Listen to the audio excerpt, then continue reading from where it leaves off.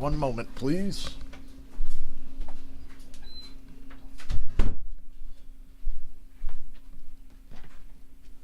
You know, I hate to be missing the Kansas City-Carolina game because it's actually pretty good. But we're going to focus all our attention today on this race, unless there's just an absolute boring stretch. Hopefully there won't be. I'm not in the best of moods because I had to work today when I shouldn't have. To go somewhere I didn't want to fucking go. The only reason I got to go to work today is because this one job I thought we were going to, and then I get bait and switched in the car and I end up going to that shitty ass Lake James bullshit again. I'm like, look, motherfucker, I should have got a ride home right after that. I'm already sleepy as fuck. I slept okay last night, but I'm like really sleepy. I'm behind on sleep. Hopefully tonight I can get caught up because I'm not feeling hot. And going and just being bored to death really made me want to go back to bed, but I gotta watch this race, and then I gotta watch foosball afterwards. It's ridiculous.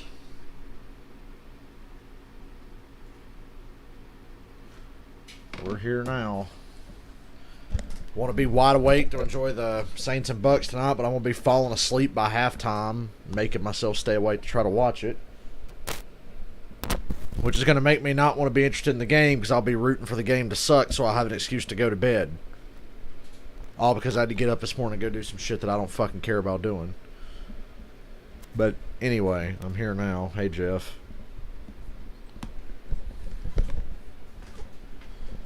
Chase Elliott failed pre-race inspection. He's got to start in the back. So that sucks. He had the pole, but failed inspection twice. Has to start in the back. See, I'm having trouble. See, I'm in a shitty mood because I'm fucking sleepy. But I want to watch the race and I want to stream. And it's really hard to stream and keep talking when I'm so fucking tired. And just irritated. So there better be some good shit happening here today is all I can say. 2020 NASCAR season's coming to an end. Thank God for it. I only say thank God for it because I'm just so damn happy that we've made it through it. We've made it to the end. I hope NFL season can do the same, although it's starting to get really sketchy. But somehow, we made it to the end. Somehow, some way.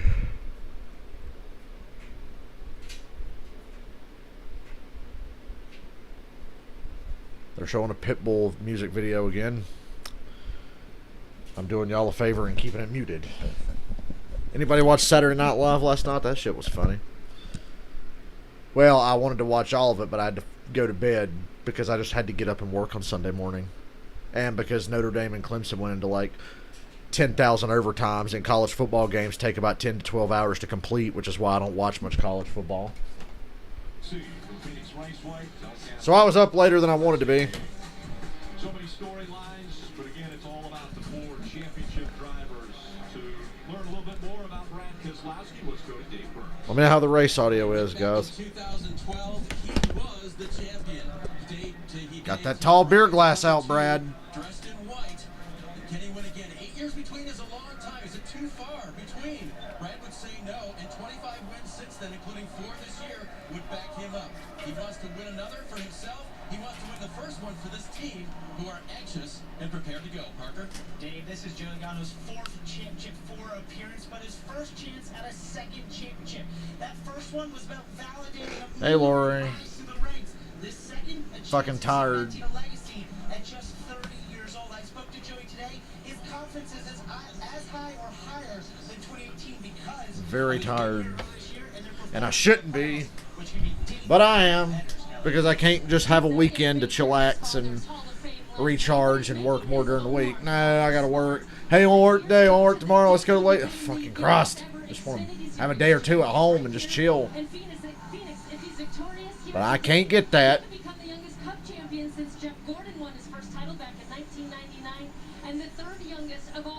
I like the yellow numbers on all the Hendrick cars.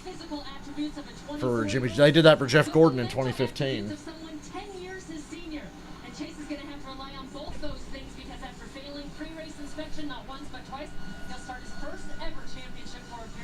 from the rear, Murray. Well, Kelly, when I asked Denny Hamlin earlier, So the race audio is picking up really good in the headset, but it's like really quiet on my TV. I can actually hear myself think. We've come a long way since we started doing this at the start of the year. And in this race last year, he had to win at Phoenix to make the championship four, and he did that. If he does it today, that will mean that he will win his first ever championship. And by the way, Rick, last minute advice from his friend Michael Jordan: simply seize the moment. That's pretty good to hear it from that gentleman. We now invite the fans here at Phoenix Raceway to get ready for some championship racing. It's time to get excited and hear the most famous... Couldn't even really pay much attention to football. I watched the first half of Carolina and Kansas City on the way home on my phone. I'm not working a Sunday ever again if I'm going to be out till 1 o'clock or 2 o'clock. I'm not doing it. It's got me in a pretty fucking sour mood. Didn't need me today, but I fucking went any goddamn way. I'll miss Jimmy Johnson. I know this season's been dog shit for him, and I've kind of forgotten about him these last 9 weeks, but miss you, Jimmy Johnson.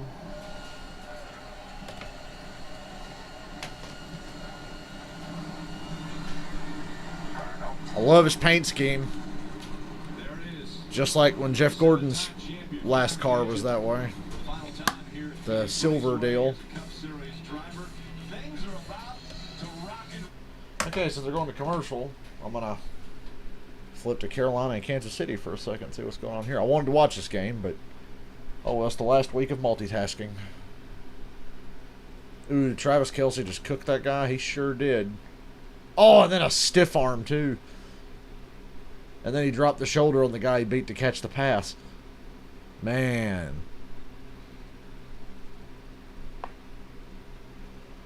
That stiff arm on Trey Boston. That's nasty. Carolina's been playing really hard. Really taking a lot of chances. But pretty much all the chances they've been taking have paid off. 17-13.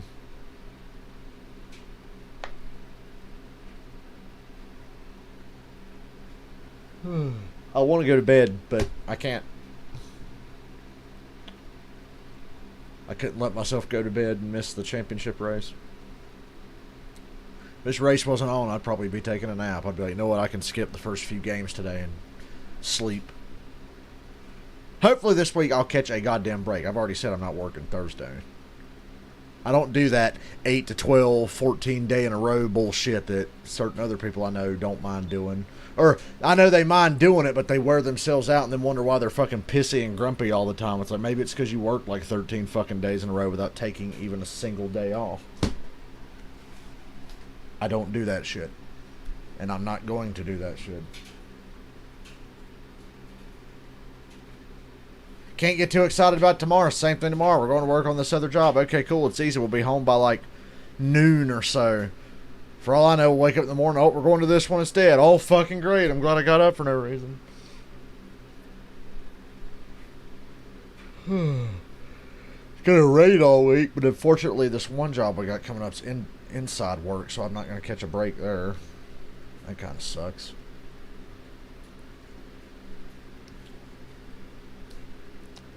Man, am I hungry. Maybe that would, like, cheer me up. I'm fucking hungry. Want to make me feel better? Give me some food.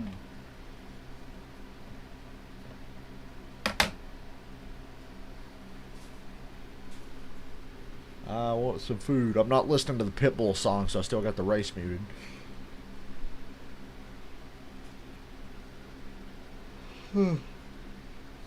Wish I could go to bed.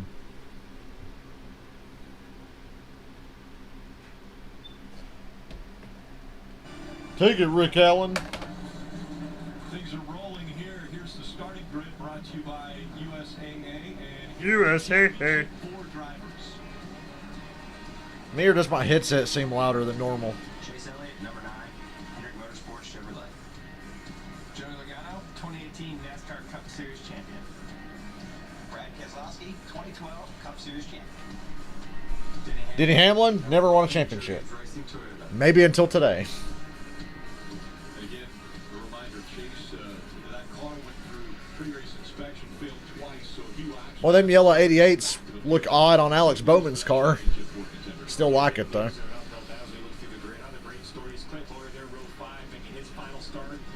Oh, yeah, it's Clint Boyer's last race. Who gives a fuck? You'll still see plenty of him next year when Fox runs him into the ground.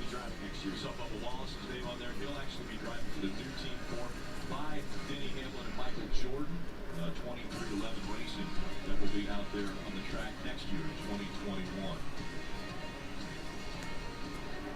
We want to take a closer look at the Championship 4, and we'll start with Denny Hamlin. He's a driver that was found by the late J.D. Gibbs as a superstar late model driver on the short tracks in Virginia. 18 months later, he was winning at the Cup level. We all have a friend like Denny. He's the most competitive person you know. It doesn't matter if it's a board game, a card game, basketball pickup game, or on the racetrack. He has accomplished everything in this sport except a championship. And he feels this is his best shot today. Well, that race audio does not seem like it's loud enough, but on my OBS it says it is. 6-year-old Brad Keselowski with 412 starts. Brad Keselowski comes from a racing family. His brother was a driver. His dad was a driver. And growing up, his family, like many in racing, struggled to find the funding for the best equipment. His big break came back in 2007. He was tabbed as a substitute driver. And during that race, Dale Jr. noticed that talent. He carried that big break to Junior Motorsports, then on to Team Penske, where he delivered Roger Penske's first ever Cup championship in 2012. Brad has said it multiple times that people believe his first championship was a fluke, but a second championship would validate that. Any championship with this format's almost a fluke. Don't want to be a Debbie Downer here, people.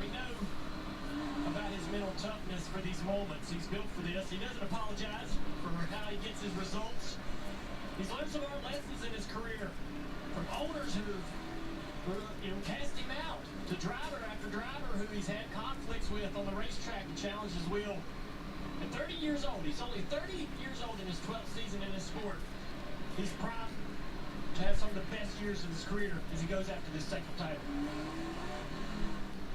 Chase Elliott, he is the sport's most popular driver, son of a living legend.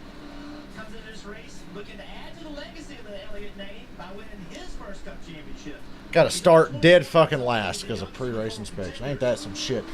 We pulled a Martin Truex Jr. today. We got to start in the back because we tried to cheat our car up. Chase Elliott's younger than me, and he's racing for a Cup championship today. That doesn't sting at all.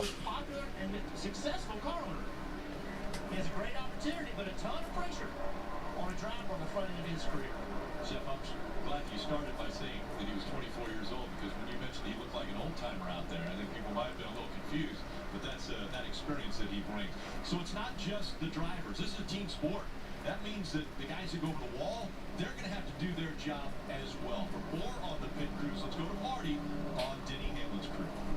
Today is personal for Kellen Mills, the jackman for Denny Hamlin, for two reasons. One, he's from just down the road in Mesa, Arizona, played his college football at Arizona State, where he was a defensive end. But it's also personal because in 2018, he was the gas man for Joey Logano, and he was let go late in that season and missed out on Logano's championship year. He has since moved to Hamlin's team, where he is the jackman, one of the best on pit road. So today could come with his first title and maybe a little revenge as well, Dave. Yesterday, Brad Keselowski's crew pitted Austin Cindric to an Xfinity Series championship. They're going 2 for 2 today, including gasman Andrew Lackey. He's 29 years old from Kezar, North Carolina, and he goes 6'5", 270. Yeah, he played some football at center. Thought he wanted to coach for a living after that, but on his way to an exercise science degree, he demonstrated some equipment at Team Penske, got the tour, and got hooked. 9 years later, Rick, he's hoisting that 90-pound gas can week to week. Thanks, Dave. You know, there's So many failed athletes in the NASCAR garage. It's crazy. whose it will be when they first come in, but it's very clear. So many failed athletes, they could all run for Senate one day or something. Synonymous with the sport, and then Earnhardt took over. With a long key, Jimmy Jam, Jimmy Johnson. championship number, but Hood, I wanted him to win a race this year so fucking bad. that sets him in a class of one. Jimmy I really wanted him to win a race this year. amazing numbers in the history of NASCAR. And I really didn't want him to catch COVID and miss the playoffs because of it. For sharing his talents with all of us, a career definitely defined by class. And he is in front of the field right now, and those here at Phoenix Raceway are able to pay their respects to one of the greatest to ever. That's the real greatest of this generation, not Kyle Busch.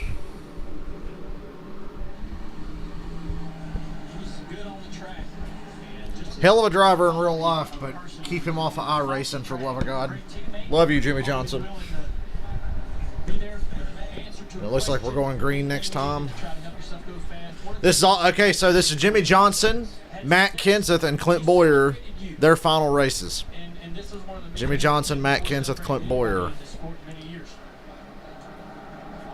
Jimmy and Matt Kenseth are worth noting. There goes Chase Elliott dropping to the rear. Going to make winning this championship a little bit harder than it needs to be. There's a competition cost at lap 30. I guess for once I won't complain about the comp yellow. It's going to help. And the first stage is the shortest stage of the race. It's only 75 laps. The number 2 of Brad Keselowski has a championship. The number 22, Joey Logano, has a championship. So there you go. Green flag. And I'm on NBC today, not the app, so the leaderboard won't get way ahead. Green flag. Logano shoots out to a nice lead. It's early in the race. I'm not going to have a meltdown about Joey Logano leading lap 1. But on lap 301, I'd probably start to worry.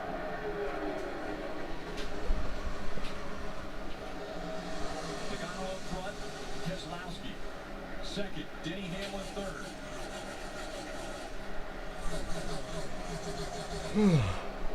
Fucking tired. Not in a great mood. First non-championship driver in the 12, Ryan Blaney. Kurt Busch back there in 5th. Hamlin under Keselowski for second. Denny's not been that great at Phoenix other than the win he had there last year. It's been weird at Phoenix for him. Brad's another one. You think, I always think Brad's really good at Phoenix, but I can't believe he hasn't won here before.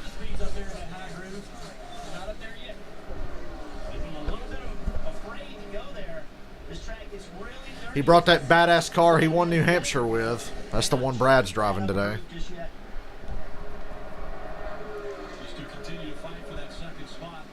Hamlin trying the low line, shorter distance around the track, but the two of Brad Keselowski taking advantage of the traction compound, the PJ1 that's been put up there. It's a little bit darker up higher in turns 1 and 2 and 3 and 4. I'm going to have a hard time forming sentences today. To the racetrack each night, they pretty much left it alone all weekend as the other series have kind of worn that away. It's a dynamic thing. The track's always changing. I really thought I slept good last night for the sleep that I got. I was wrong.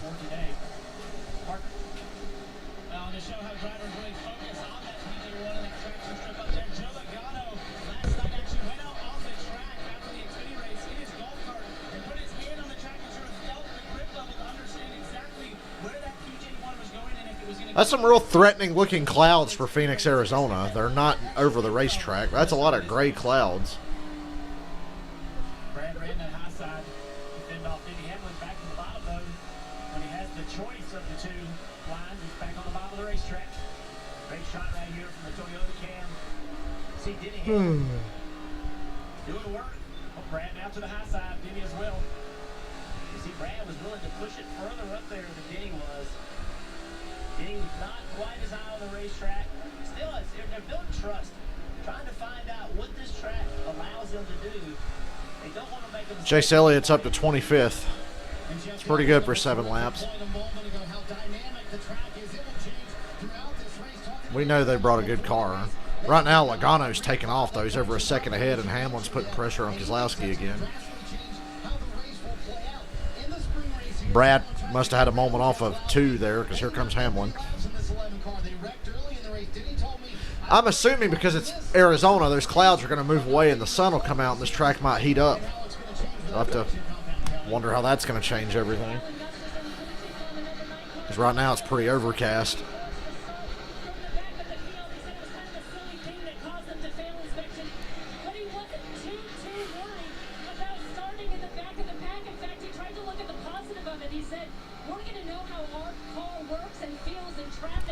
That's a good point Chase had.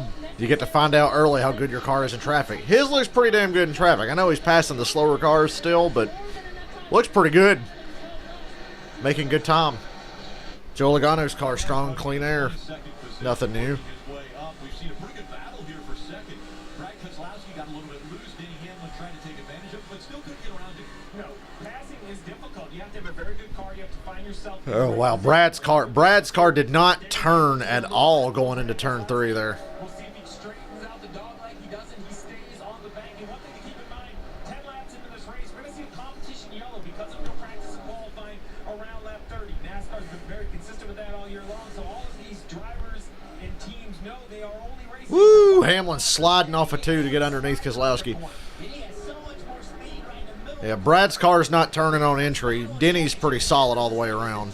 And Joey's got clean air. And a good car. I mean, he won here in the spring. Let's see what Denny can do. Goes all the way to the bottom of the racetrack. Oh, Denny, hang on to it, brother. God damn. I see some debris over there. They might want to throw a caution for that. Boy, Denny, that was the definition of slide job, and I don't think he meant to do it. He was just sliding out of control, and now he's going to lose a spot to Blaney. That would have been some shit if Hamlin just flew straight into the wall. Yeah, what a slide by Denny Hamlin. Tried to do the slide job to get in front of the 2, but couldn't keep it. Yeah, so let's go back and watch Denny Hamlin. What he's trying to do here is go to the bottom of the racetrack. Go to the bottom and hook that yellow line, but Then slide up in front of Brad Keselowski. he was bound and determined to make that pass. Had to slow the car Didn't work down out. so much. He got the spot back from Blaney, though. Get by him. Well, that's the pass. You're going to have to try to make that pass today. That's how it's going to work. There's debris everywhere in turn 2, Stays this good. but I figure they'll just wait till the competition caution. Advance your position. Debris there and debris right over there. Right in the racing line. That's cool. You do you, NASCAR. Kansas City, Carolina. What's up? Oh, Kansas City. Excuse me. Oh, Kansas City's got the lead. I really wish I was in the bed, but I don't even feel the urge to root against Carolina because they're just so irrelevant. So I'm not even like, go Kansas City, yay. I'm just like, oh, yeah, Kansas City's beating Carolina now. Carolina's overachieved today, in my opinion. They've really overachieved all season.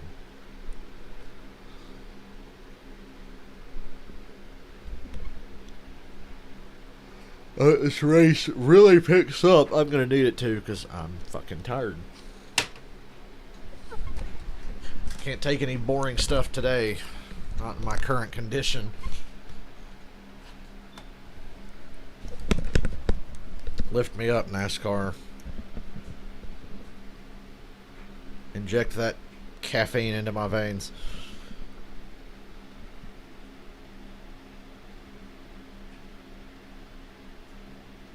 Rest in peace, Alex Trebek. I forgot to mention that when I came on the air. Rest in peace, Alex Trebek. You sweet-ass Canadian, you.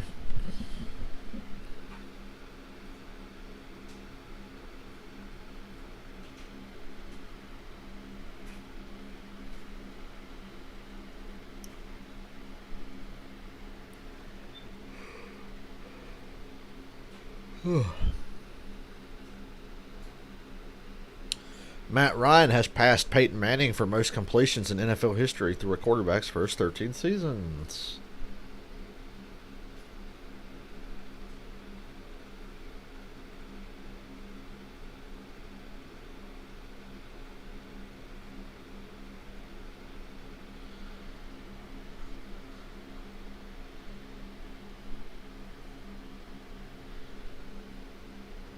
See if there's any good news on social media today. So far, nothing but bad news. Alex Trebek died.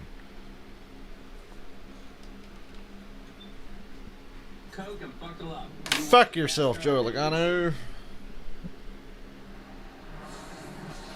Big smiles normally on the face of Joey Logano, and right now probably a big one up there because he has a 2-second lead over a teammate out of the same organization, Brad Keselowski, and then about 0.3 of a second back to Denny. Look at my team trying to not blow a lead today. Good for them.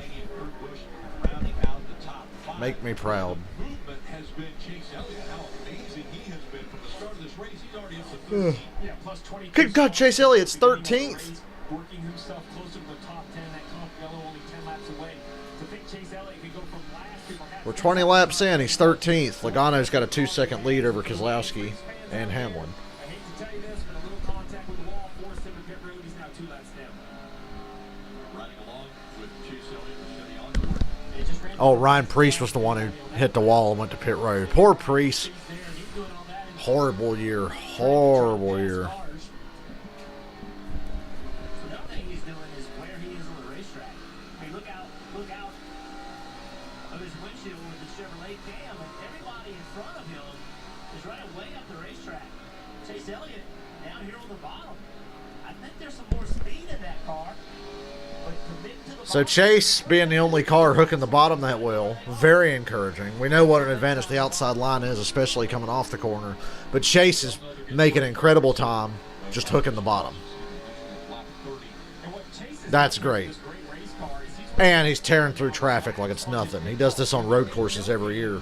Alan might say, well, we're halfway through the stage, maybe I gamble, get a little track position on pit road. But I think that Chase has made such progress that now he cannot panic, continue to make adjustments, put 4 tires on this race car. Now, Alan knows his way around Phoenix. He's won for 3 times. Mark Martin, Jeff Gordon, Kyle Busch, 3 different drivers. He would love to go 4 times with a different driver and give him Chase Elliott today. Hey, there's Kevin Harvick. Can't believe we're not talking about him. But oh, look, Kevin Harvick's not even running in the top 10 again. Can't imagine why he didn't make the championship 4. Chase Elliott started dead last, and he's passing Kevin Harvick for 11th at lap 23 at Phoenix. It's not a mile and a half. You know what I mean? This racetrack is very difficult to pass on. Chase Elliott is just carving through the field. Well, how about who he just passed? Just went by Kevin Harvick. 9-time winner this season, was eliminated last week. And Harvick going to take him out like he did Kyle Busch last week? had Kevin Harvick as their favorite. This season he was unstoppable coming to this racetrack where Phoenix Raceway has been one of his best tracks ever. They thought that Kevin Harvick was going to be the eventual champion. Well, it doesn't happen that way. The playoffs, you've got to perform. And Harvick and that team didn't perform as well as I said it all through the playoffs. You go back and watch my streams. I noticed the dip in performance for Kevin Harvick. About 5 or 6 weeks before anybody else on television talked about it, I was talking about it. But nothing in sports is guaranteed. And in the end, they just weren't good enough in the round of 8. And you hate to put the pressure back on the team, but in the end, that's where the pressure goes. And you just couldn't deliver. Hard.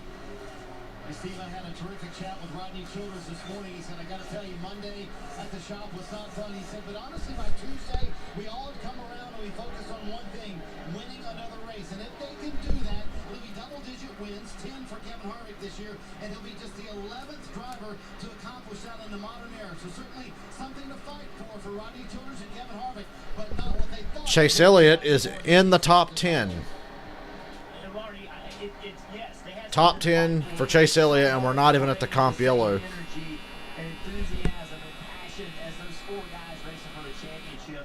They brought a badass car, and if I'm Logano's team, I'm already warning him. The 9 car is fast. As much as those 4 guys are, to beat them on this championship Sunday is a tall task. And it's interesting, right in front of him is the driver that's trying to get back up to those other championship 4 contenders in Chase Elliott. And most drivers will tell us when they're running for a championship, we can't make mistakes. We can't make mistakes. We talk to all the drivers. We talk to the crew chiefs.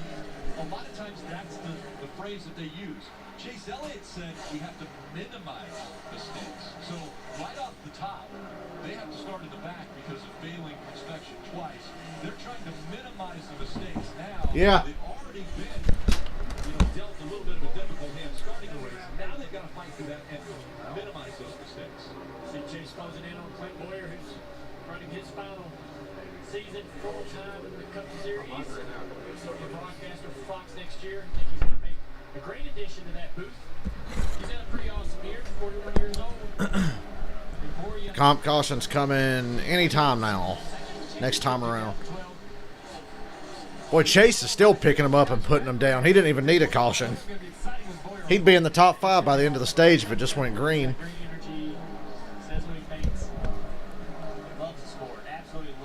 And Joe Logano drove off and left him. And he has led every lap since the drop of the green flag. He has just completed lap 30. We were told by NASCAR on or around lap 30 would be the competition caution. So we're expecting. There's the caution. Sure enough, there it is.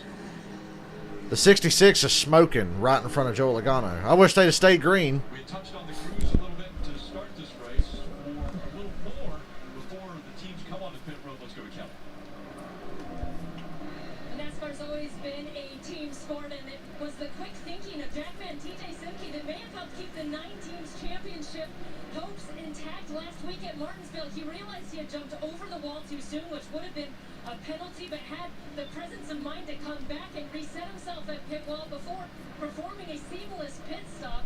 Something that Alan Gustafson said, hey, you want to eliminate the mistakes, but to correct them was a big moment. He's got a colorful background, a college football player at the University of Kansas, and a former bounty hunter, Parker. He's used to performing in high pressure.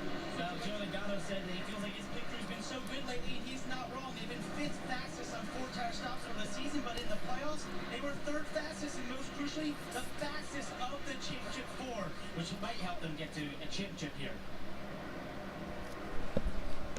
That moment at Martinsville that Kelly just noted, I still have as the MVP move of the year. Everyone understands. You'll never hear the end of it when he wins his championship. I can't believe I haven't heard more about that this week. I thought this week would be hell of everybody bitching about this call.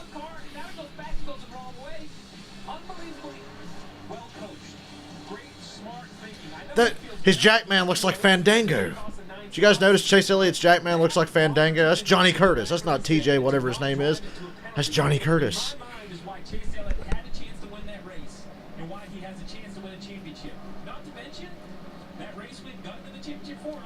Brendan Poole gets the free pass.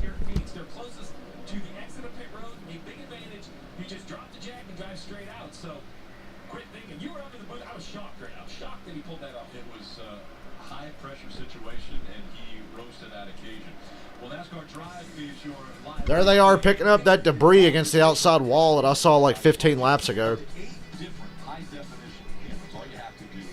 Pit road's open. Here comes everybody. Or you can download that mobile app today. So the field now making the way onto pit road to those crews that we have talked about. And an interesting pit road here, long on the backstretch, around the corner through turns 3 and 4. Marty. I love how far television broadcasts and the technology has come because we got onboard cameras in all 4 of the championship guys, and the way modern races can be covered is so cool. I'm old enough to remember the 90s, okay? I'm old. I'm 26.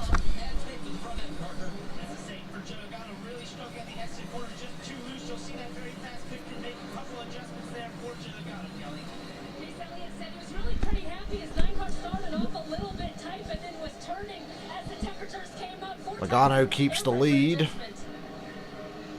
Elliott comes out in 10th where he came in.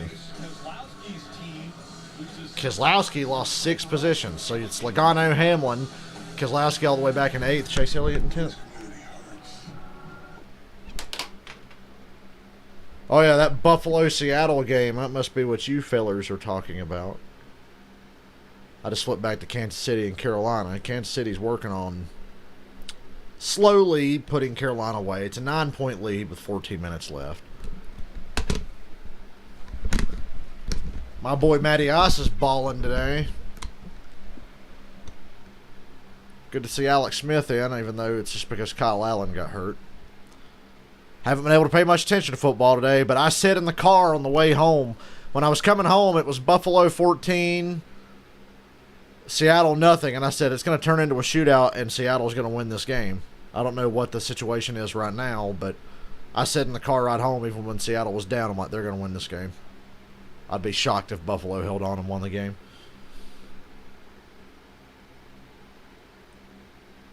Bridgewater, play action. What a catch by Curtis Samuel. Got to give it to him. Teddy Bridgewater has a tendency to be high with his throws, and he was again. Ooh, well, okay, yeah, that's a catch. I'll give him that. That's a catch. That's a catch. Might get challenged, but no, they didn't challenge it. I say catch. I say it's good anyway. McCaffrey just got slung backwards for a loss of 4.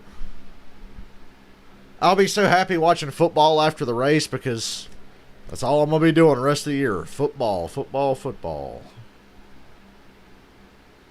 All day, every day. Washington making a comeback on the New York Giants. Go, Washington.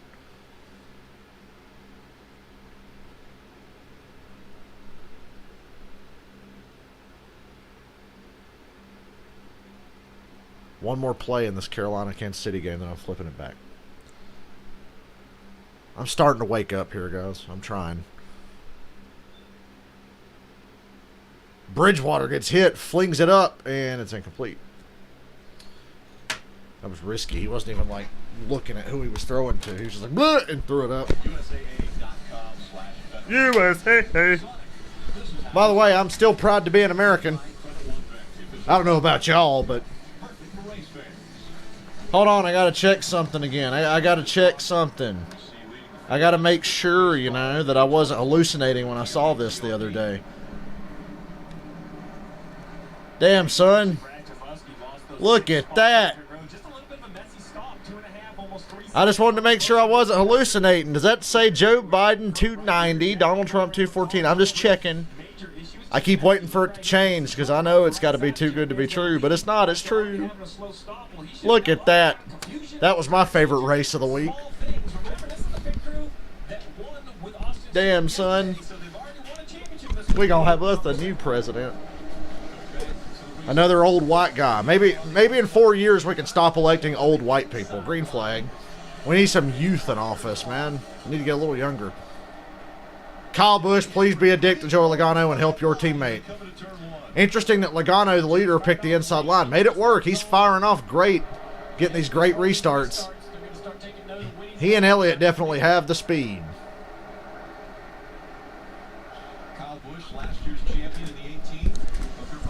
It's just Logano's got the track position right now.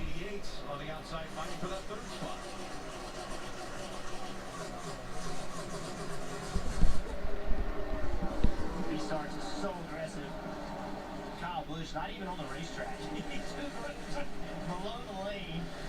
Truex, Kyle Busch, and Harvick not being in the Final Four. 2020 is wild.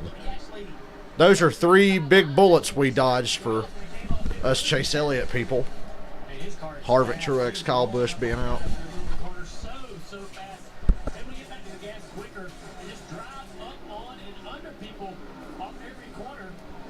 Elliott has finally caught a Championship 4 contender. He's on Keselowski's bumper.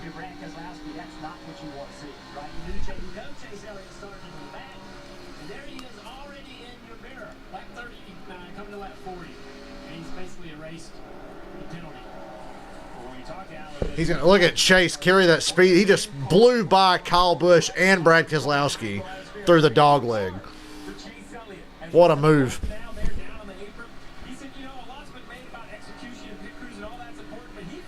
A little overdriving off of 2 there. Going to cost Elliott, I think. Brad's going to get back in front of him, maybe. Elliott in the top 5 for the first time today. Not even at the end of stage 1. Brad fighting hard.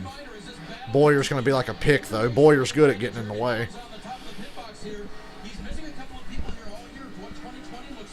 And Elliott clears Boyer, so move Elliott up to 4th now.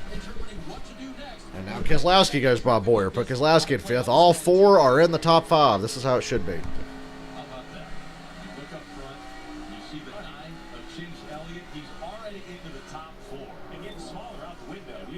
Yeah, Chase passed Keselowski and Boyer, and he's already a dot in their windshield. He is gone, and he's looking ahead to the top 3 of Bowman, Hamlin, and Logano.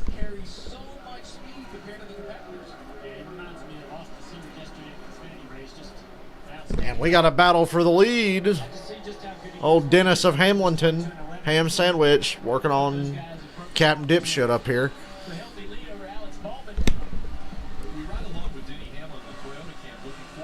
Boy, Joey gets back on the gas in the center a little quicker than Hamlin. You could really see it there from Hamlin's onboard.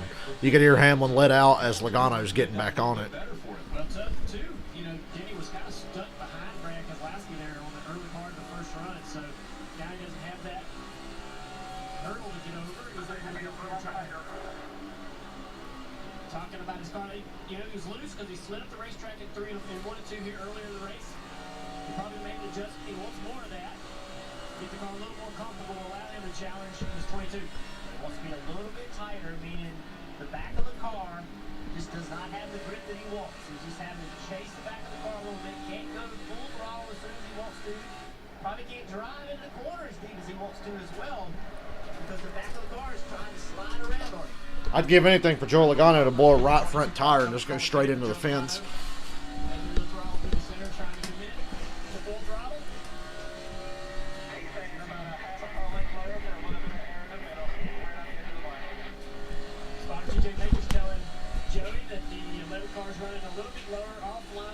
To get a little more air on the nose of the car, try to help with the downforce on that running. Pay attention to something, everybody. Is it right now? Look where they're running. Out of the back of this camera, you can see that dark part of the racetrack. That's what they're looking for. That traction compound. Logano gapped Hamlin pretty good that lap. And as it wears out, how much does it wear out? And what team can keep up with these changes? Right now, these two former Phoenix. Elliott around the outside of Bowman for third. So Chase Elliott in the top three. Chase Elliott already into the top three after starting in the back, but it's still Joey Logano. Is this going to turn into another commercial fest race? Surely not as bad as yesterday, although they are on big NBC today. Back to the game. What's going on here? Boy, Teddy Bridgewater just got crunched. Oh, they scored. Carolina back in the game. Kansas City 26, Carolina 24. They're going to commercial, though. What's the 4 o'clock games we're getting here today? Oh, my God, they're showing Broncos-Falcons on CBS, and I didn't even... God, Atlanta's blowing out Denver. Woo! It don't matter. Our season's over, but, hey, we're winning. Season done been over, but we're kicking the shit out of Denver. Pittsburgh Steelers, Dallas Cowboys at 4. That'll be fun to flip back and forth, too. All right, let me watch a little bit of my team here. Like I said, I haven't been able to follow the games today because I was too busy fucking working and thinking about how sleepy I am. So I'm trying to get caught up on everything I've been missing. Atlanta's been whooping the shit out of Denver.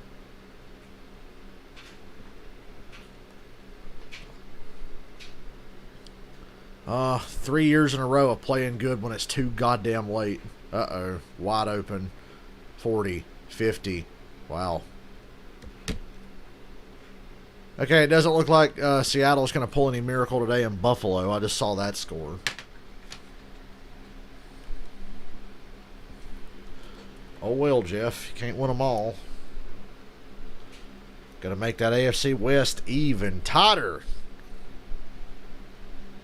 Goodness me.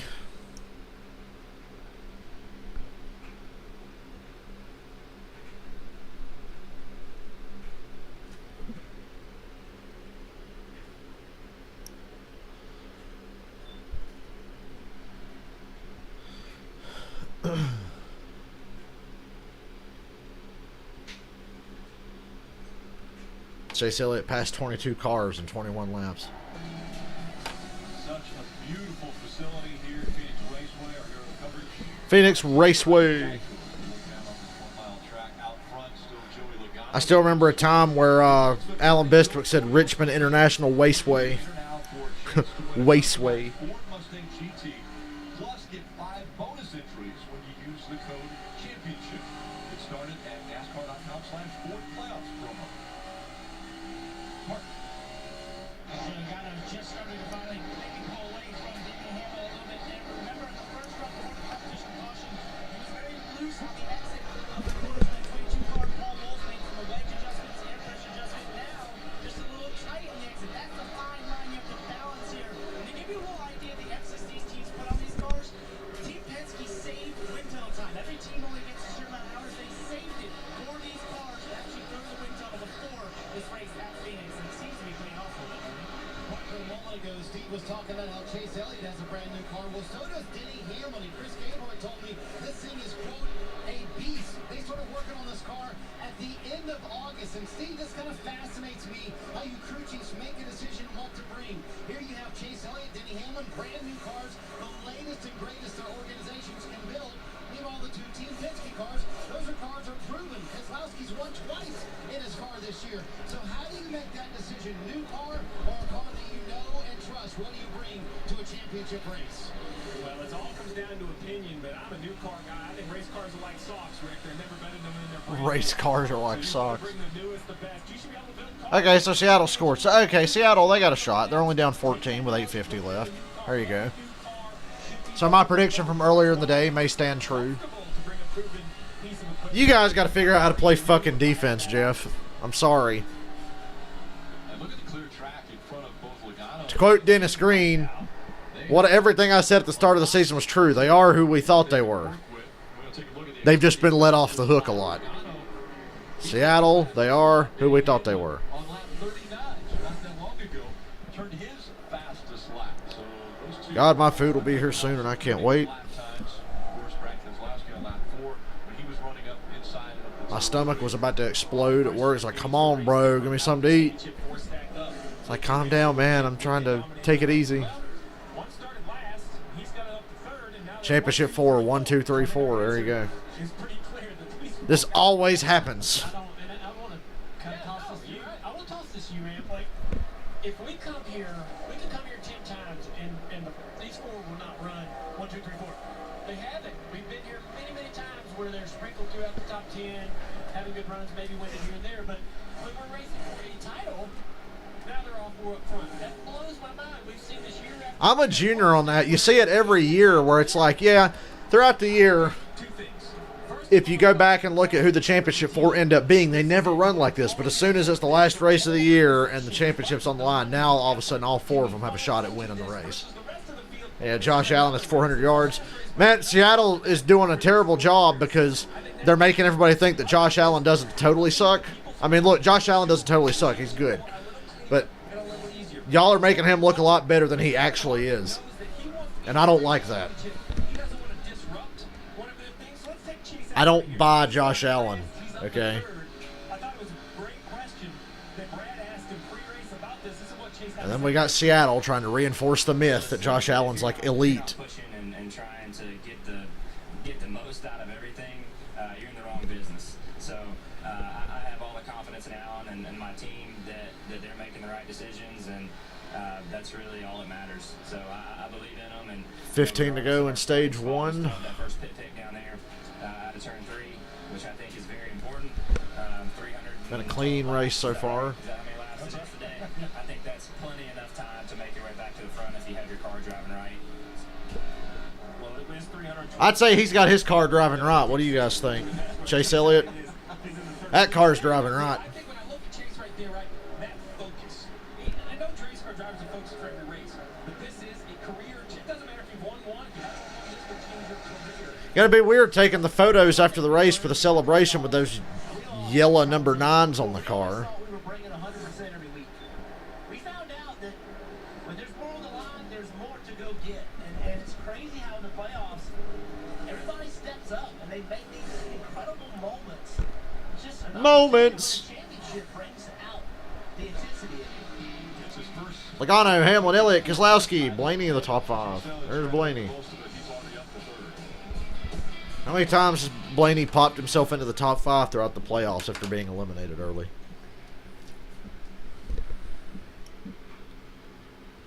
You guys know what I noticed this weekend? There's a lot of people in this country that can't read or do basic math or count. But all those people that can't read, count, or do math are really interested in some fucking votes being recounted, aren't they?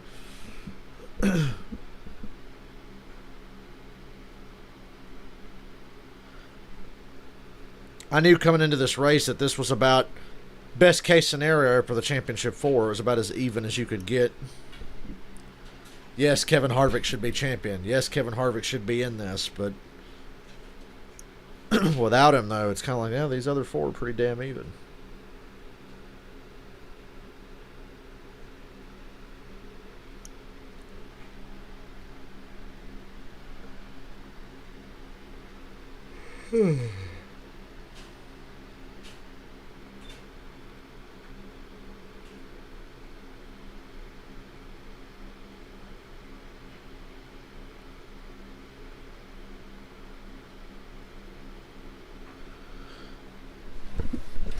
Can't remember if I mentioned this joke earlier, but I've been chuckling about it all day because I watched SNL last night and Dave Chappelle had one of the all-time funniest lines. It was funny to me. It knocked me on my ass.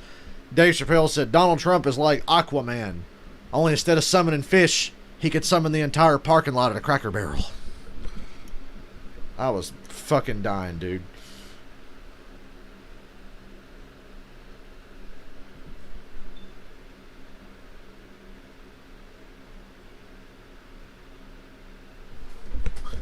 And once again, rest in peace, Alex Trebek. I just saw something about him on Facebook. Rest in peace, my man.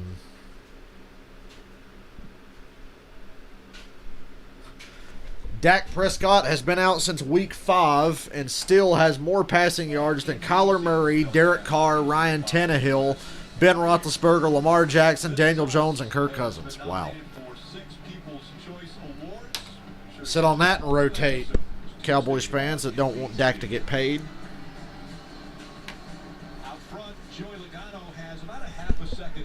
Hamlin closing on Logano again. Elliott hasn't made any more gains on these two. Elliott shot to third, but he's kind of just staying there now. Hamlin and Logano, they're like a yo-yo. They keep going apart and coming back together. It's just the even flow of the traffic. It's a great conversation with TJ Majors. Giving Joey Logano information about what Denny. And now the sun is out. Like, the sun is completely out. It's not overcast now. The whole racetrack is sunny, basically. Back to him was, okay, I hear you, I appreciate it, but I can't do that. My car is too loose. The back of the car does not have enough grip for me to do that. And that's great information for the crew chief, Steve. He's learning the same time the driver's learning the crew chief is learning. It's great information. I had a conversation with Paul Wolf. Remember, January 6th of this year, Penske made an entire crew swap.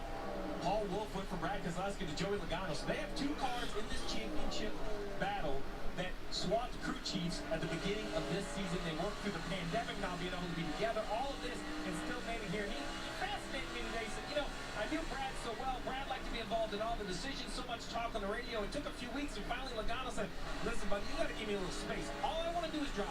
You tell me when to pit. You ask me what questions. You can adjust the race car. But don't get me involved in every conversation. That's why I think it's fascinating. That's TJ giving him some information. How quick is Logano? Too loose to do it. Hey, Janet. I know I need to make adjustments. Marty. We're very tired today, but we're here anyway.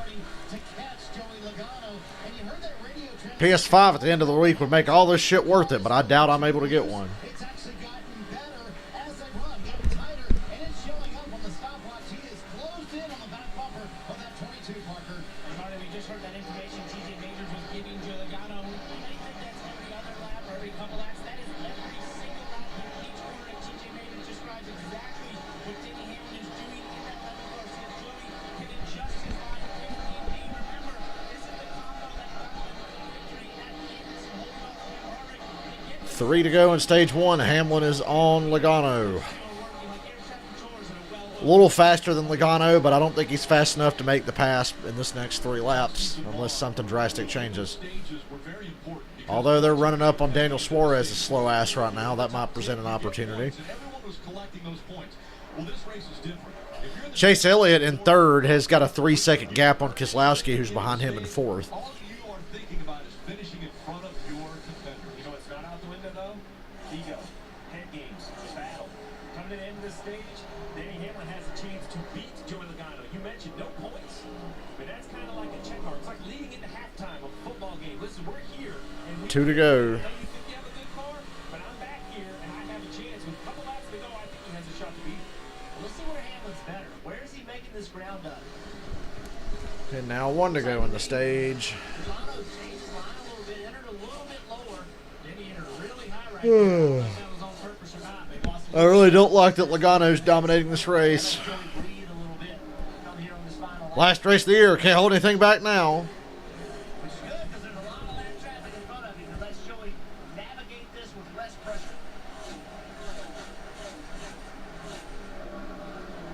Now the backstretch for the final time in stage 1, and the gap has closed. Joey Logano wins stage 1. Not that it matters because they don't give stage points to the championship 4. Logano, Hamlin, Elliott, Keselowski. As they go into the Championship 4, running 1, 2, 3, 4, just how you want it. on the pit road, a little confidence there. They have Mr. Brian France would be very pleased.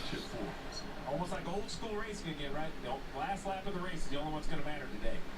Imagine that. Logano. The last lap of the race is the only one that's going to matter. It's like it should be that way every week. He's looking for his 2nd championship.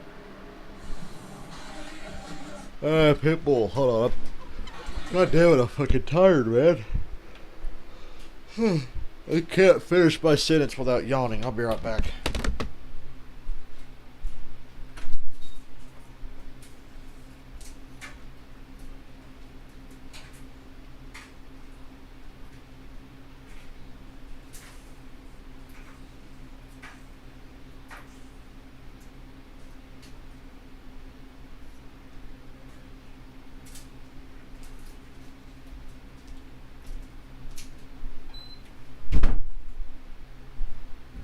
I need some barbecue to cheer me up, so that's what I'm getting. I just have to keep telling myself I'm going to have $400 in my hands tomorrow. $400 tomorrow for some easy ass fucking work that I already did most of the shit for anyhow. Like Craig said, cash in your hand. Of course, if anybody on here wanted to give me $400, I wouldn't go to work tomorrow.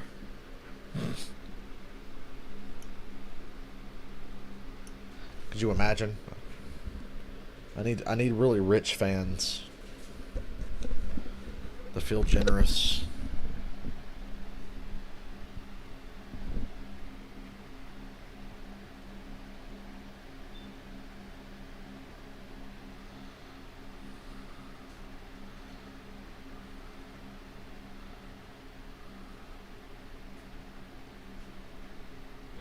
Hey, I got a dislike. Was it when I checked on the presidential race again, even though it's already over? Look, man, looking at the election results are like me going back and watching the last 10 laps of the 2014 Daytona 500. It's just going to make me happy. Brian France probably sitting in a bar today. Yeah, you know, he's depressed. His fucking gay lover didn't get reelected. So now Brian France's future court cases won't get thrown out.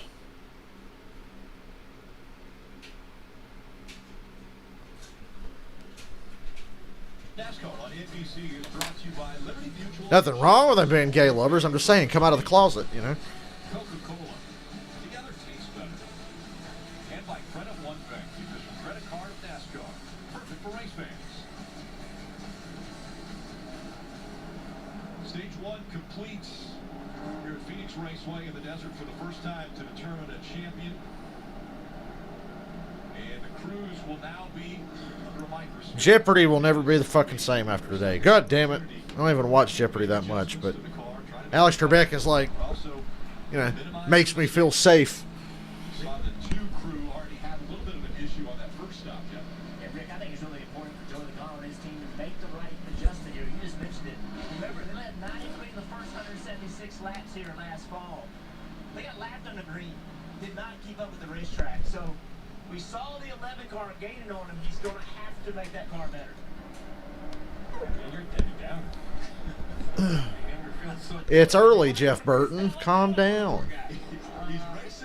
I'm glad it's early because Joe Logano looks unfucking stoppable right now, but we'll see when Chase Elliott lines up on his rear bumper in this next restart, depending on how they come off pit road. Denny Hamlin told Chris Gabehart, we got better as we ran, clearly caught the 22 car, but you only fixed about 70% of what I need. I'm still too loose on exit. Going to be an air pressure adjustment to try and tighten up that 11 car and see if they can gain a little ground on Joey Logano here early in this run, and maybe some tape on the grill as well. There were 25 degrees below. If Chase wins championship, I'm going to get me a shirt. Finally, for the first time in my life, I'm in position to where I have the extra money to where I could buy championship gear. Of course, I would have done that at other points in my life if other guys or teams that I like had won championships, but as it stands, I have no championships. Logano, Hamlin, Elliott, they come off pit road 1, 2, 3 again. Keselowski fourth. Nobody loses a spot, nobody gains a spot. Did their job. They got right back out to the same positions they came on the pit road.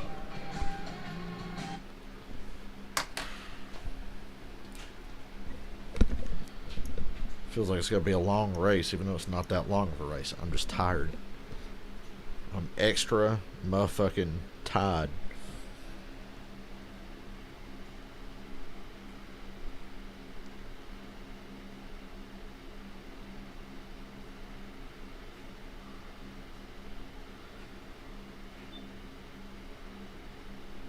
Yeah, if Chase Elliott wins, I'm getting me a shirt and everything.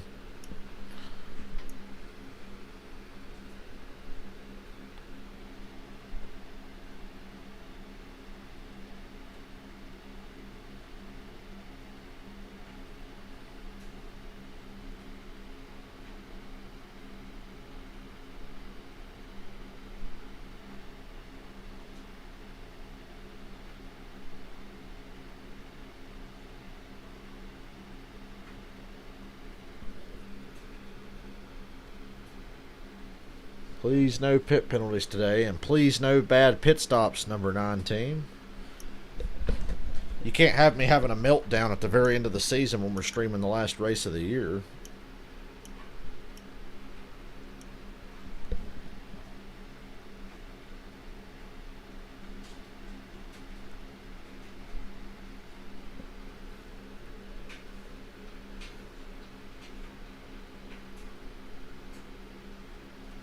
One of these commercial breaks seem faster than usual. That's a good thing. Oh, God, Rutledge. I should have kept it muted. Hey, Rod. Presented by Toyota. What's happening back at the homestead? Boy, Rick, I sure wish I was with you guys, but exciting news. Toyota announced last week their support of a new Cup Series team, 2311 Racing, which is co-owned by Indian legend Michael Jordan and Cup contender Denny Hamlin. They're going to make their debut at the 2021 Daytona 500 with their driver, Bubba Wallace, with the chassis and support from Joe Gibbs Racing, engines and tech support from TRD. Michael Jordan is confident they're going to be in the hunt for championships.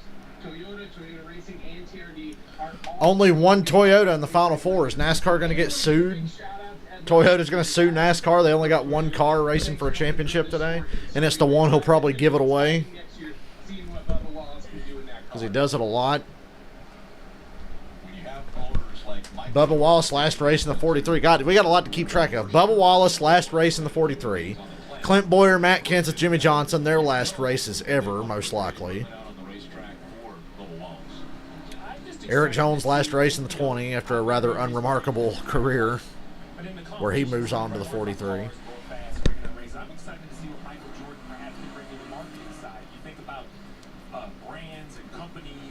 He's been involved with his entire life. Lining that up for Bubba Wallace has become a marketing machine this year. So, Brad, I think this is just an amazing announcement, and I personally am excited to see another one of you legendary basketball guys come over here to the racing world. Big Brad, God, Brad Daugherty's fucking huge, man. He's like Barack Obama on stilts.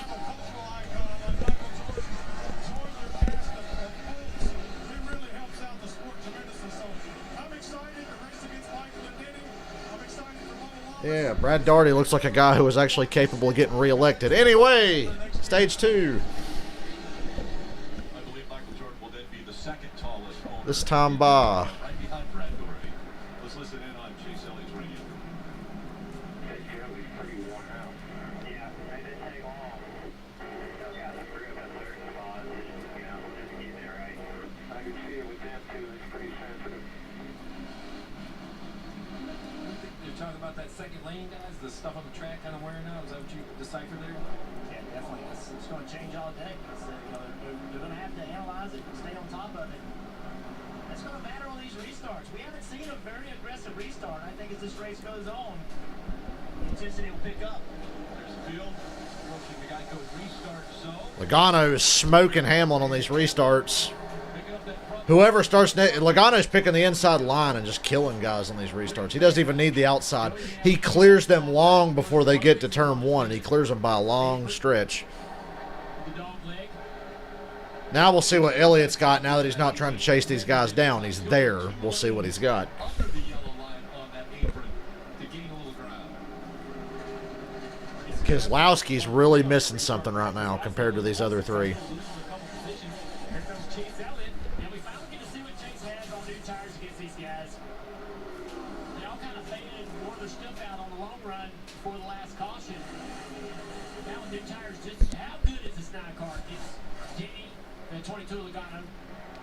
Also, you saw Denny Hamlin drove up the racetrack and got in that traction compound. Elliott and Hamlin still side by side for second. Chase Elliott's going to Really close together, too.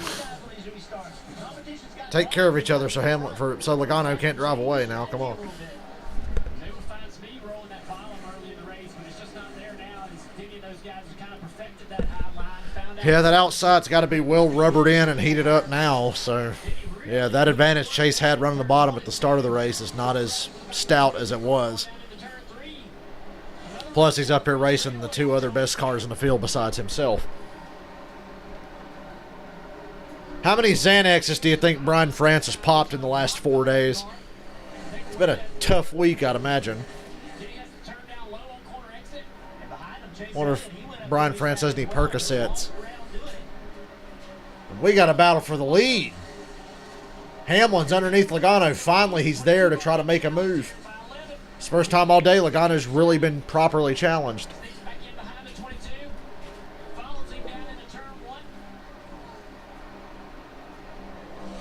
does Joey Logano screw up Denny Hamlin's line? This racetrack is just, you have to put your car wherever it needs to go. You just run the fastest line you can. That's what this is all about today. You say that, but you know Joey is... And now Joey's stretching it back out again. Damn. Don't make me have to, like, aggressively cheer for Denny Hamlin today. Dirty air behind him. He knows that's a tool for him to use. He's making it work for him right now. Joey's the very best at that. But it just is not as effective as it is like we saw at Kansas, where Joey Logano was able to hold Kevin Harvick back. Denny Hamlin tried that bottom again. And you got to have a great spotter to be able to get that information on where those drivers are at behind you. And I think Joey has one of the best in TJ Majors. I work with TJ. TJ's unapologetic as well. TJ's got his head up his ass. I think him and But not as bad as Brett Griffin. Their podcast is, like, unbearable. Just a lot of fucking hot air. You know, the kind of morons that actually believe that voter fraud's real. And I say that because Brett Griffin was already talking about it on his Twitter feed. Because he's fucking dumb enough to believe that shit. I've seen him clear Clint Boyer into so many wrecks before that I'm not surprised. Can a spotter have CTE from his driver hitting the wall? Because if that was true, then as many times as Boyer's been in the wall, Brett Griffin would be a fucking vegetable.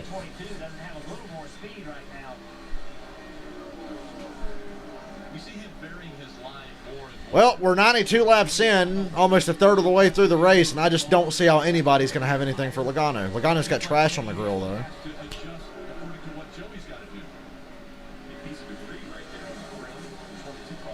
Yeah, maybe Chase is taking it easy here, but I just, man. You see Logano looking down at his gauges? Come on, cook that fucking motor. Blow it up quick. tough spot here, too, Dale. I was going to say, they're in the middle of 3 and 4. So this is the racetrack at 3 and 4, very good, right? But down here, where the cars are currently, that's a long ways away from the spotters. Yeah, I wonder how much that debris is going to hurt the temperature on this car, Steve. I'll be right back.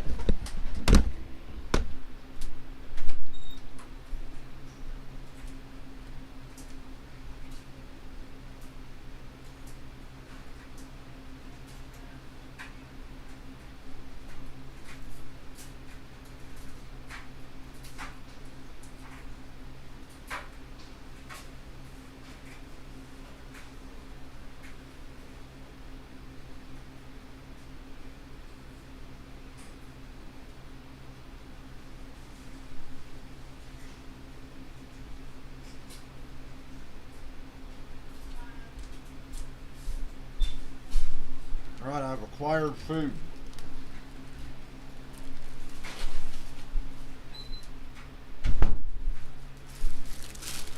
Red alert, red alert. We have food. You know what I don't like? I don't like the two highlights of my day being, oh yay, food, and the other highlight of my day being, oh sweet, I'm going to bed. That means I've been working too much.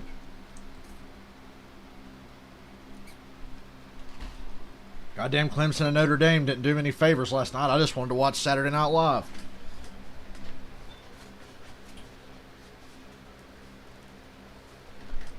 That's all I wanted to do. But college football and their fucking 35 overtimes in their 9-hour games.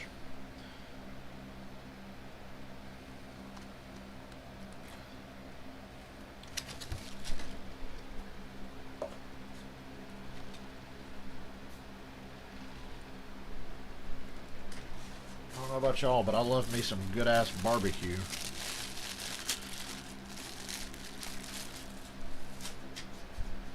I really wish they wouldn't give us cornbread. Can I get some toast instead of cornbread? Cornbread's fucking nasty. Catch a star-studded People's Choice Awards. Live next Sunday at 9 Things I don't understand. Hummus and cornbread. They're both so fucking nasty. This year, Bubba Wallace is nominated for the Cornbread, no thanks. I'd like some bread with a little bit of butter on it. basketball legend Bubba's team owner next year, Michael Jordan. Let's listen into Joey Logano's radio. These French fries aren't great for me, but I really don't give a fuck. And we got a battle for the lead. Joey's trying to get trash off his grill while maintaining the lead from Hamlin. During the break, that it's almost half of what it was as far as obstructing the grill, but still covering some holes in the grill, still driving those temperatures up. He's going to try to get behind some. I wish Joey's motor would just detonate like Derek Cope's motor. Oh, there you go. He got the damn trash off the grill. That's a tragedy. Shout out to Quinn Half. He ruins everything. Yeah, the turbulence air coming off the car in front of him really sucks that chase right off. We've seen time and time again. And he did that without having to give up the lead to do it. That was really, really critical. Did not want to have to let that 11 car go by. Just like that, the pressure on the front of that car changes dramatically. You have to make sure if you have an engine fan or anything like that on, you want to turn that off to be able to allow that pressure to change. Party. Just like the last run, Dale, here comes Denny Hamlin tracking down Joey Logano. Still has a Ooh, that sauce is strong. now leads his 99th lap in the afternoon. But if you'll notice here in turns 1 and 2, this is where Denny seems to have an advantage over the 22. He can catch him a little bit, corner exit, but 3 and 4, that's where Denny is struggling. A lot of teams talk about Where's my resident Hamlin fan? Where's he at? wearing away in turns 3 and 4. Sometimes Denny will run in that compound, sometimes he'll run lower than Logano. So Dale, This could be his day. maybe than Logano. How do you vary that line and get him around and get around here when everybody seems to want to run the same line here at Phoenix? Traffic. Hoping that you So far, the only positive I can think of is if Chase Elliott loses his track position, he's definitely not fucked. interesting there. I think to answer your question, Marty, you want to hope that you meet the traffic better than Joey does. You're all good. All clear. Or agree for one of the lead cars to get that off. So that was the 11th race that we're hearing there, and he was able to use one of the lap cars. Right now, there are 30 cars on the lead lap, and Joey Logano has led now the most laps he's ever led at Phoenix, 101 and counting, with Denny Hamlin still within about 2 car lengths of him on front. Dick. Nice to see the 48 running strong today. 7th position right now for Jimmy Johnson. And after a season that was sort of non-plus, only 4 top 5s, the 4-time Phoenix winner is driving to the front. 26th he started today. That car was a little bit snug on his first run, but the crew patched him up. Whoa, Jimmy Johnson's in the top 10. Sorry, I really hadn't been paying attention to him for about 10 weeks. Good to see Jimmy Johnson having good speed in his final race. This is his type of package with a 4 horsepower, less downforce. It's kind of what he really enjoys driving. Drives so much with that throttle. I think the power helps. Thanks to the Jimmy Johnson Foundation for providing this on-board camera. I mean, you got to document the guy's last ride, right? I mean, what a fun. Think about going back and rewatching this tape, you know. Well, Especially Jeff Gordon had a better last race than Jimmy Johnson. What my job was like here. Let's sit down and watch my final race from the view at home. Although it ended up not being Jeff's last race. But his last race, he got a top 10 at Martinsville, if I remember correctly. No breaks. That's right here with the old age. Jimmy Johnson running 7. The age-old debate. Y'all tell me. Jeff Gordon, Jimmy Johnson. Who was better, Jeff Gordon or Jimmy Johnson? He put out a message on social media one last time. In response to it, Chad Canal said, appreciate it, brother.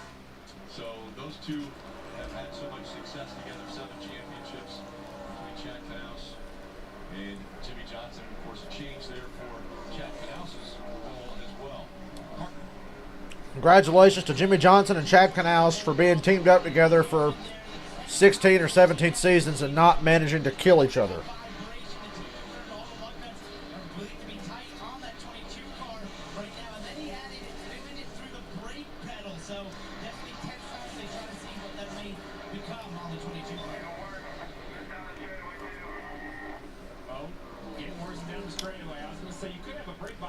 So Joey thinks he's got a bad vibration.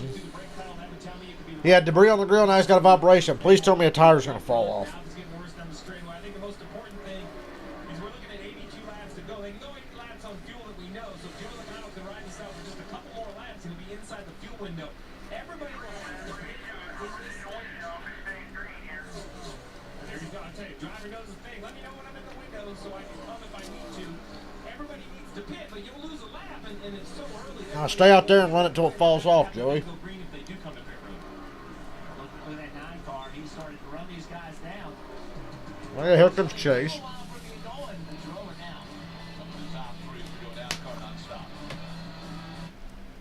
I think Jeff and Jimmy are equal. Pretty damn close.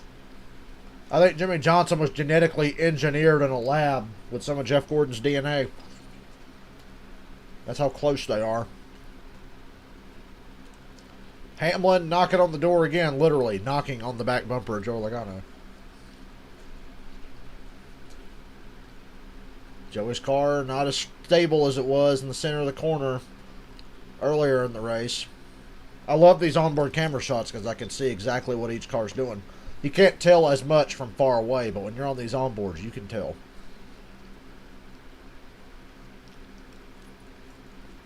Joey's car, like I said, not stable like it was.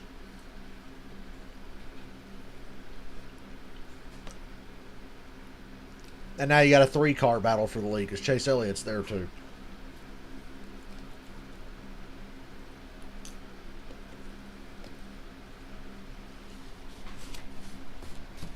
Well, these French fries are kind of lame today. They're like dry and rubbery.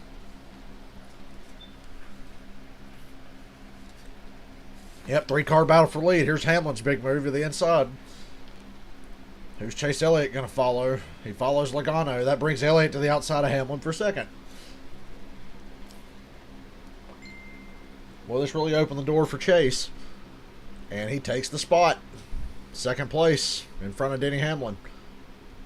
Although Hamlin's being really aggressive to get it back. And that's good news for Logano. Way to go, guys.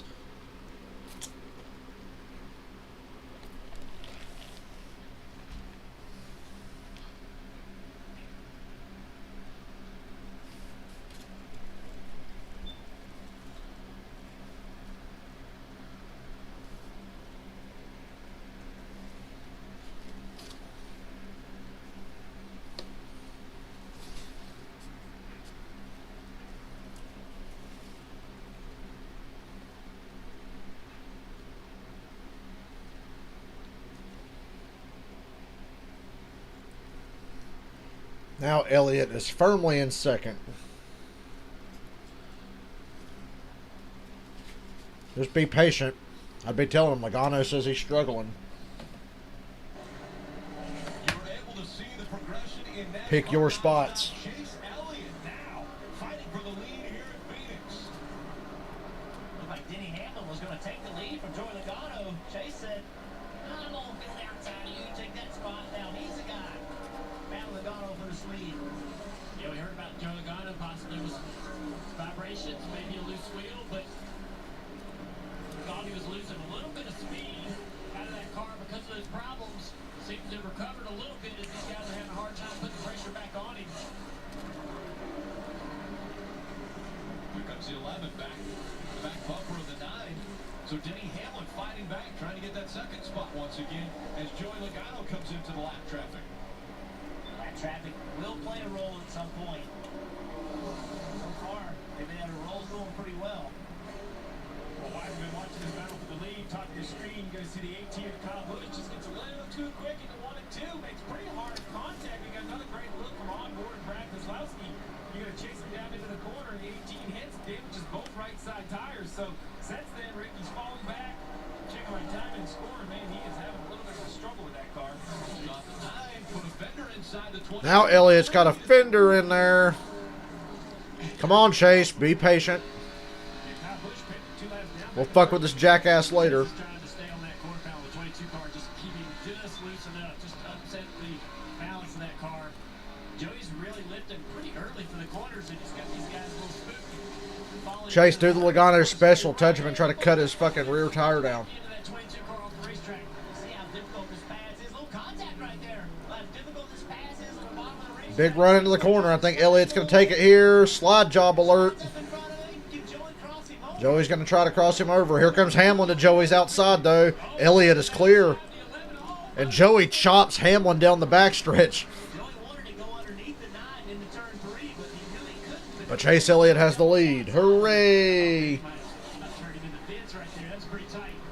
And Brad Keselowski is almost 3.5 seconds behind these guys. He's irrelevant. This happens every time Brad makes the Final Four. He just shows up and is completely irrelevant. On the racetrack, how close he is. Pushing. I'm frustrated with like, hey. Excuse me, that was some good food. Slides a bit of the grip. Has to be patient with the gas. 22 tries a crossover. It's not working. You want to get back in line. It's sitting there. Nope. Hamlin was so impressive about that. Junior is definitely Chase Elliott. Just when you think Dale Jr.'s voice can't go any higher. That much to keep his line. Really, Joey never gained on him very much. That's how fast Chase Elliott's car is. Big run for the 11 here off of turn 2 down into turn 3 and 4. Hamlin to second. Now this is what I like to see. Elliott, Hamlin, then Logano third. If Logano has to be that close to the front. Let's listen to what they're talking about, the 22 car.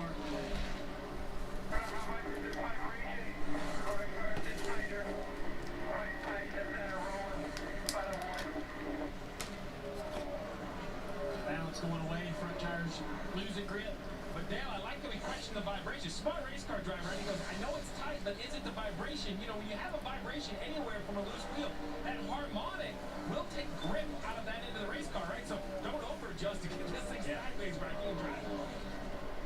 Which now for Paul Wolf, what do you do? Well, is it the loose wheel? Is it tight? And you know, in a short race, you give up one extra pit cycle of adjustments, Junior, you're like one stop behind the rest of the car. Yeah, basically, I would hope that you'd take the information that I gave you before I talked about the vibration, make the adjustments to those notes. If I was telling you the car's a little bit tight or neutral there or free, adjust to that. Like you say, the vibration can really affect the balance pretty bad. Steve, do you try to cut this stage in half as far as pit stop? Damn, it's a big risk. This is a track where you can lose to 2 laps. I think if you're the championship 4, you have a good day going. You're only racing each other, so unless one of you pit, I don't care what the rest of the field does.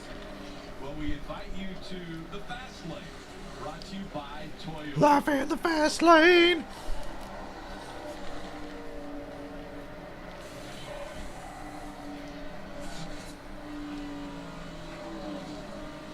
Denny Hamlin right now running in the second spot. Chase Elliott has about an 1/8 of a second lead over him. This is what I love to see. I'm going to go ahead and get the pre-order for my Chase Elliott Championship shirt ready. Still running. Kidding, I'm not doing that. Not yet. But as soon as he wins this motherfucker, if he does. On the left, you see on board with Denny Hamlin. Look out front. This is Kyle Busch. He had that issue with the wall. I point that out because look how good the new tires are, right? He gets on the gas and he just drives away from Denny Hamlin. So when you ask about pitting early, that's what you get for an advantage. But, you know, Kyle is trying to unlap himself. Well, guys, it's no secret that the durability of Toyota trucks all started in the desert by none other than the Ironman Ivan Stewart. Who? Ivan's still a fan favorite of Toyota fans 40 years later and has a special message for another Ironman. In the early days, 1983, Toyota really wasn't that well known. But over a period Oh, of that time, guy. I know who that is. I just didn't know his name. To realize how tough the Toyota product was. And it took years, though. Like I said, I've been I don't really watch that super truck shit, so I didn't know much about it. Some racing purist out there somewhere wants to jump to their TV and kill me. Brad Keselowski pitting. He's the first to pit road. Boy, Brad is such a non-factor. He's like the most non-factor top 5 car I've ever seen. I just want to congratulate you on your retirement and one of the most successful careers in NASCAR history. And from Toyota Racing, PRD, I want to congratulate you again on your most successful career. How awesome was that driver like Ivan Stewart give Jimmy Johnson that send-off? As we see pit stops are underway. And a friendly shout out from Toyota to Jimmy Johnson. Rick, the MO of Brad Keselowski's career was has to work hard, nothing handed to him. Sorry for whooping your ass for all them championships, Jimmy Johnson will probably say. And not the fastest of the 4.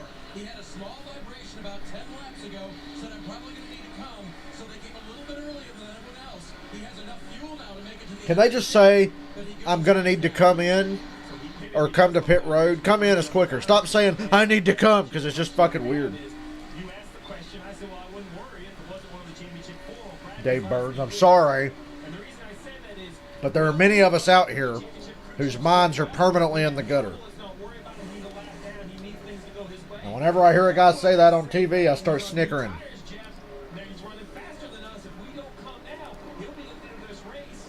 You see right here, Jeremy. It's like when George Carlin talked about the word cock being in the Bible. He said they used to read it to us in school, and we would laugh, man. The stud, the tighter wheel. Is it wheel weights? He's looking really closely at the wheels here. He's looking at the back of the wheels. If you have a loose wheel, it will take a round hole and oblong. And while they're a commercial, football. Close to the 37 for a new set of downs. Is the Panthers game still going on? Who won? Your investment, 24-17. Tennessee Who won? God damn it. That is a final. Yeah, in part because of Yeah, that. you're hearing NFL audio right now. Statistically for Ryan Tannehill, but his 2 touchdown passes certainly helped. I'm the guessing Titans Kansas City won. streak. He spoke afterwards. Hello. Yep, Kansas City 33, Carolina 31. Hey, let's watch a little Steelers Cowboys for a second. The rush in the NFL and has allowed the most points, giving up 33 plus. Okay, I'm full. I'm satisfied with my food intake. Defensive line. You see 99-96 right there. That middle just has not been able to hold up. This scheme starts there. They have to be strong. That's why By giving Chase Elliott good luck, we're going to watch football the rest of the day. Kidding. We're going to watch the race.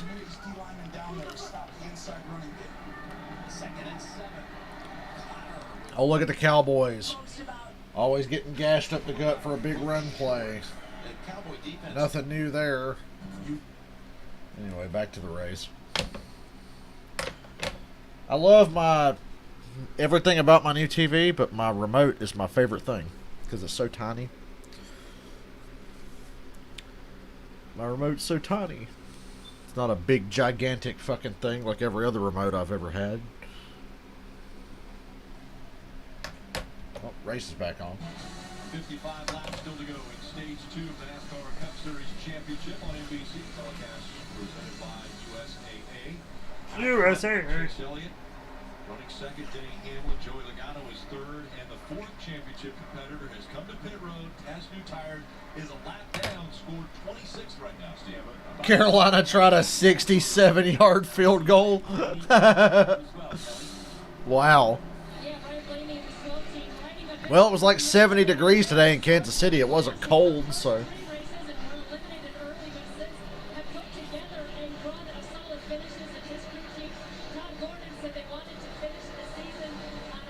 I want to switch back to the Cowboys-Steelers game so I can hear Tony Romo say, "Oh, here we go, Jim."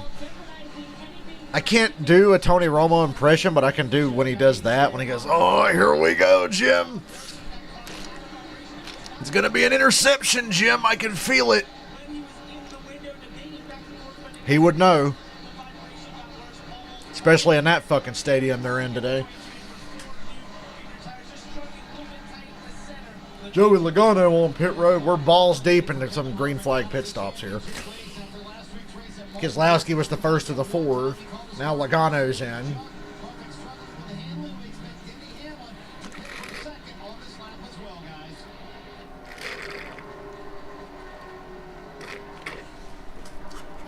Delicious.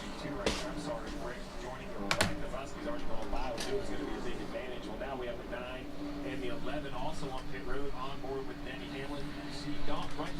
two cars in front of him, the 9 of Chase Elliott as well, Kelly. And there was some discussion between Chase and his crew chief Alan Gustafson about making a track car adjustment. Chase was hesitant to do anything to mess up the balance of his car. Sounds like it'll just be half a turn of track car down on that number 9. Hardy. You gotta wonder if Denny Hamlin was maybe a little too patient with Joey Logano when they were battling for the lead. He said, I'm really good to start. The entry is still good. Well, there's no need to bust your balls yet for the lead. We still got another stage caution coming up in a little while. Hamlin said no. They went with an air pressure adjustment, hoping to tighten him up and lead some laps here at Phoenix. Elliott beats Hamlin out of the pits. They pitted at the same time. The further back Logano goes, the happier I'd be. It's that Joey Logano thing. Is he doing that thing that they did all last year where Joey Logano would start out the race really strong, and then as the race went on, he would fade and fade and fade and fade? That was a real problem for them last season. And you saw it a lot in the middle part of this season. So it's a Penske thing. I don't know what it is. That's a tendency they have. Yeah, they have their hot streaks, but they'll have long periods of just struggling, like Jekyll and Hyde style. Jimmy Johnson right now is leading at Phoenix. Which is why those two passes we just saw so important. Now they've unlapped themselves. They're out of what I call, the risk of pitting under green is getting a lap down. Deep breaths. Now, the 22 of Joe Logano, he has yet to unlap himself. He's the next car that wants to find the 48. As the 48 pits, though, 22 feeling better. He's out of the danger zone. 22 did not fare as well during that pit stop round. Remember, he did it before the 9 and the 11, but he didn't make any ground up. Jimmy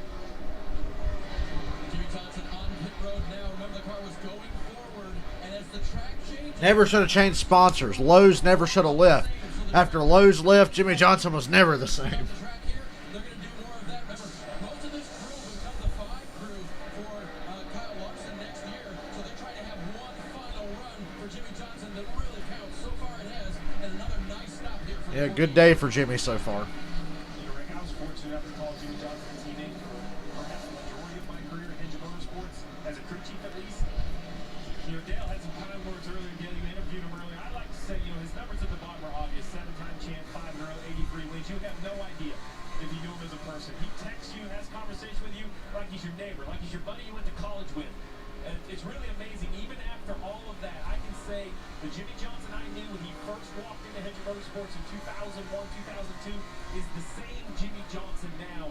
I can't believe it. A great career, an even better guy, a great dad. It's going to be, we're going to miss him out here. I'm a little envious of IndyCar guys. He's going to go there on 13 races, Lee Diffie and them get to cover him. It's going to be fun to watch his transition.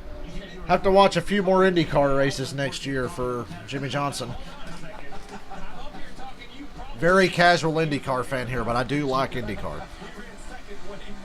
Guy's so good on the racetrack, and he did it, the way he did it was just faster than you. Right? I mean, Dale Earnhardt pushed people around. Jimmy Johnson just outran you, just flat out fast. He's going to be racing IndyCar. You mentioned that with Chip Ganassi. There's Matt Kenseth. Kenseth in the 42. He's going to be out of that car at the end of this season. Matt Kenseth, great teammate. Last win for Kenseth was here at Phoenix. Think about this. Cup champion, rookie of the year, 39 Cup wins, 2-time Daytona 500 winner, Southern 500 winner, Coca-Cola 600 winner. This guy has done it all in this sport. Tremendous amount of respect for Matt Kenseth. Yeah, came into the sport kind of with Matt. Our careers were parallel to the Xfinity Series. Into the I Cup bumped up the Series. race audio a little bit. Let me know if it gets too loud. I didn't turn it up much. The bumps and grinds and ups and downs of racing in the Cup Series, being young. Lord knows I need something to wake me up. Come on. And he figured it out. Became a champion and see the battle here between the 11 car. Closing in on this 2. He retires. That's right. The 9's already gone by the 2 of those new Yeah. retired members. Elliott will be the leader when this cycle's through. Brad gained a lot of time. He pitted so early. He was ahead of Hamlin and Elliott, but now that they pitted later than him, they've got the fresh tires and they've gotten around him. Bumped into the 4th spot, still to pit is Eric Almirola. He's right now shown as The big loser out of this, I'm happy to say, is Joey Logano, even though he's just going to be right behind these guys. Hamlin trying to get fourth away. He will take it. Little pressure tires on the 11 and the 9. The two came to pit road first, shaking things up. Steve? Yeah, he came to pit road first. I don't think he wanted to. It was a vibration, I think, that forced him to come to pit road. But luckily for him, I don't think it's hurt his chances at all. 41 laps to go, so I think he's going to be all right. Jeff is 22. I thought he came to pit road early enough he was going to gain some time, but really didn't. I'm unaware. I'm kind of unsure why. Yeah, I don't think they're fast. I mean, I think that their car, they lost their handling on their car. At the halfway, near the halfway point of the race, Joey Logano is starting to fade. You'll love to see it, kids. And Elliott is back in the lead with 40 to go in stage 2. Joey Logano will be able to run him down, but I don't think it's because his car is better. I just think he has less laps on his tires. But I'd be very concerned right now on that 22 car. Take a look at this. Look at this. 9. Chase Elliott now out front as the 10 has come to pit road. Eric Almirola will get service. Okay, I'm going to flip channels and laugh at the Cowboys some more. Oh, they went to commercial right when I flipped over. That's fucking stupid. I hate that. Well, by halftime, I'll be watching that game. Race will be over early in the second half. Here we go, Jim. Tony.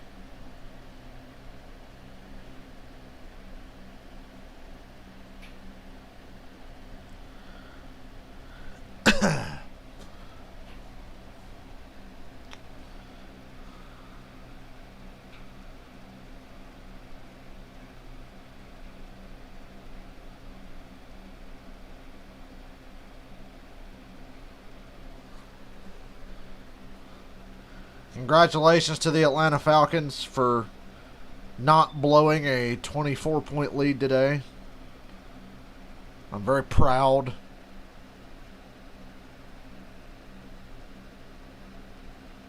They tried to blow it, though, from what I'm reading. Yeah, from what I'm reading, the Falcons damn near blew another lead. Falcons struggle through fourth quarter meltdown. Hang on to beat Brett. Wow.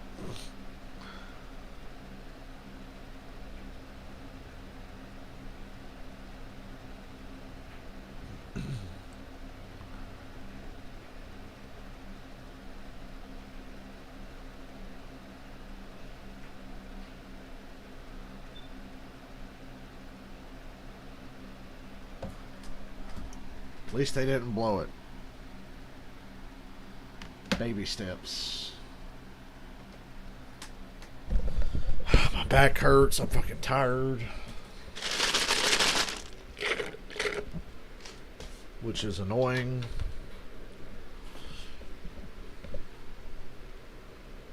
Should have just stayed in the bed today.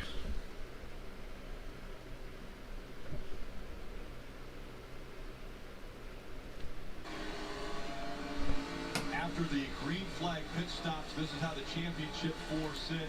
Chase Elliott up front, Denny Hamlin running second, Brad Keselowski third, Joey Logano fourth. Chase Elliott trying to be a part of history. As far as NASCAR, Father and son, NASCAR champion. His sons have won championships only twice before. Lee Petty had 3 championships. Son Richard Petty 7, of course. And then Ned Jarrett with his 2 championships, and Dale Jarrett winning the title in 1999. Hey, Dale Jr., why aren't we in that fucking conversation? And he has his 1988 Cup Series championship. I wish Bill Elliott would have brought his 1988 Cup Series trophy, because that thing was sexy. Them old Winston Cup trophies. Sound the siren.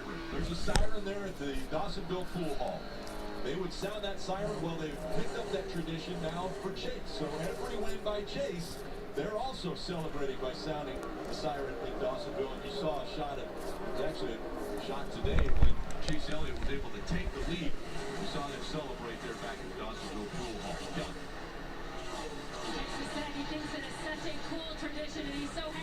Any one of Elliott, Hamlin, or Keselowski I'd be okay with. Obviously, strong preference to Elliott, but just fuck Joe Logano. By the way, did I mention that Kyle Busch is about to go a lap down? Kyle Busch is slumming it with Bubba Wallace there, and he's about to get lapped.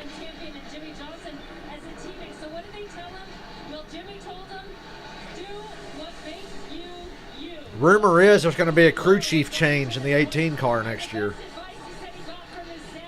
It's weird to think they'd take Adam Stevens from Kyle Busch and put somebody else in there.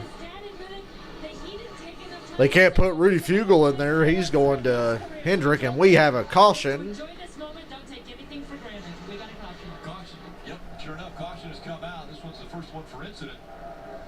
Was it really an incident? I don't see anything. The first one was the competition caution. It looks like it's for the 77, Josh Malicki. 77 and the 53 has something going on. Maybe a couple cars getting into the wall. Possibly putting a little bit of debris down as well. That's the wall up there, brother.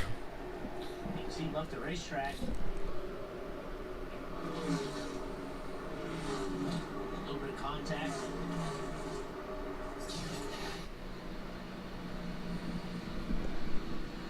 All right, Rick, we talked about at the top of the show the decision to pit or not to pit. It's going to be on these crew chiefs' minds all day long. I think this one's pretty easy with 20 some odd laps on your tires. I think the safe calls just come to pit road. You're just going to be careful because with 29 laps to go, you don't want to let your guard down, pit, and have a bunch of people stay out and lose your track position. But I think new tires mean enough. You want to continue to put them on your car. It's going to be a little bit of a short run, though, to the end of the stage. You're going to see some busy pit crews. Alan Gustafson looking over the top of the sunglasses. Paul Wolf here. I don't know what the call is here. I'm glad I'm not a crew chief. Alex Baldwin faded all the way to Figure you pit. I was wondering what was going on with him. He had a great car early, top 5 car early in this race. Bring it in. Free pass, so he'll be able to figure that out. Get back on the lead lap. Kyle Busch, who had gotten in the wall earlier in the race, pitted early, was lucky for the caution coming out. He is the last car on the lead lap. We'll be able to get more repairs on that car and try to salvage the day.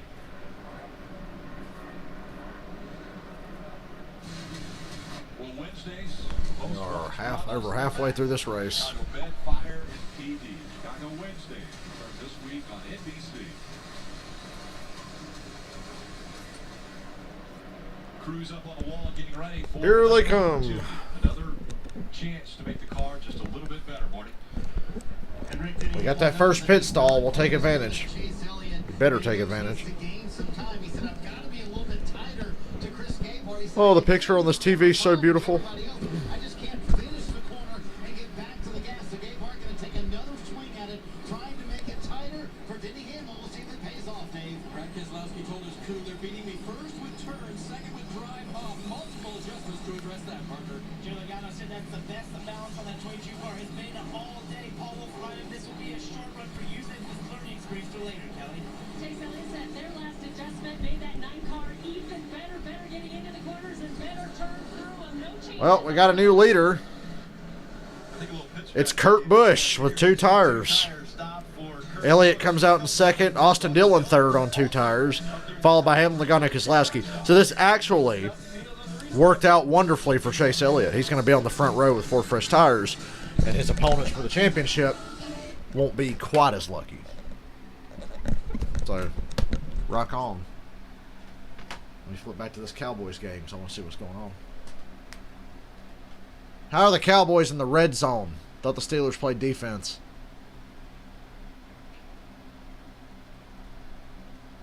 Okay, they made a stop. Where's the quarterback? That's not Ben DiNucci. I don't know. Dallas got to settle for a field goal. I couldn't even see who the quarterback was for Dallas today because I haven't been able to fucking keep up with anything.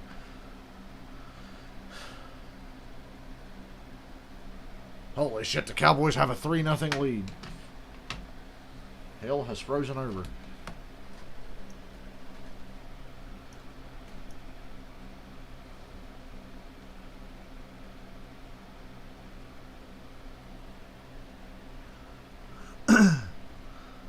Falcons almost blew a lead today. What a shock.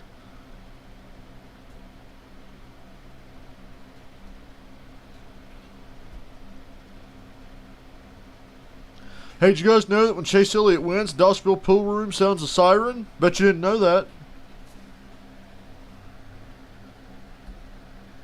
We don't mention that 35 times a week.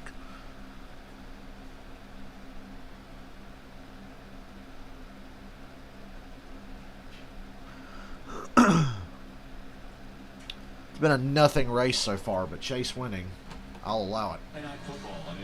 Saints, Buccaneers. First time the Buccaneers have been this relevant in the division at this point in the year. And let's go back to Rutledge Wood.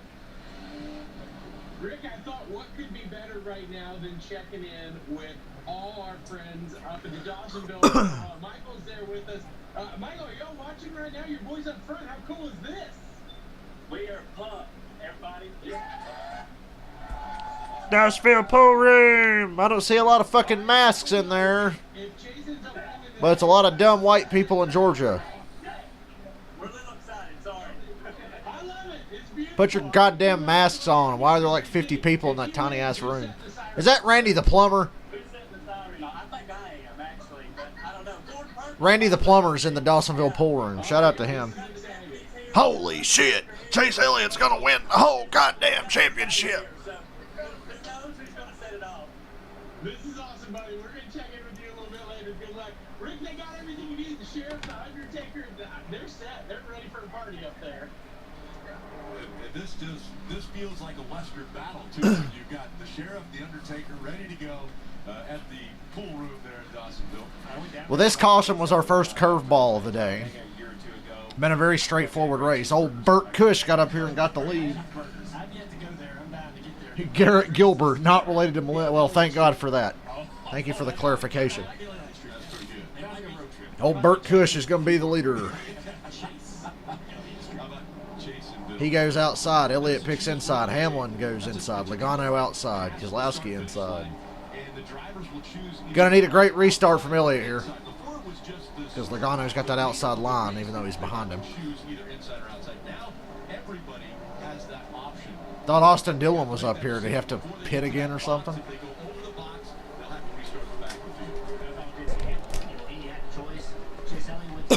Goddamn food allergy now. He chose to go to the bottom because that one car, Kurt Busch, is out there on only right side tires. So feeling like he can get by Kurt on the inside. Another little update as we showed all the leaders with their shoes. 15 cars took the wave around, so with only 24 laps to go in this stage. They are now up. Good to have Kurt Busch coming back next season. I don't know how much longer Kurt Busch is going to race, but he'll be back next year, so I'm very happy about that. He also put on 2 tires, but he was speeding, guys, so he's not starting back. Can't do that. Field approaching the Geico restart zone. All right, 23 to go in stage 2. Logano's been good on these restarts, and it's showing again, even though he's stuck behind Kurt Busch. Get down into turn 1, it's pretty even. Chase Elliott, 11. Denny Hamlin right there in the middle. Logano in that 22. Whoa, Hamlin loose. Whoa, Hamlin, Logano made contact off of 2. Keselowski takes him 3 wide. Elliott takes the lead from Kurt Busch. See, this did work out like I thought it would. And Elliott's back out front. Don't count out Brad Keselowski finding his way back up here. I've taken note of how successful this one is on 2 tires. He's not holding the lead off. Kurt Busch is doing a pretty good job. Lap 169, nice.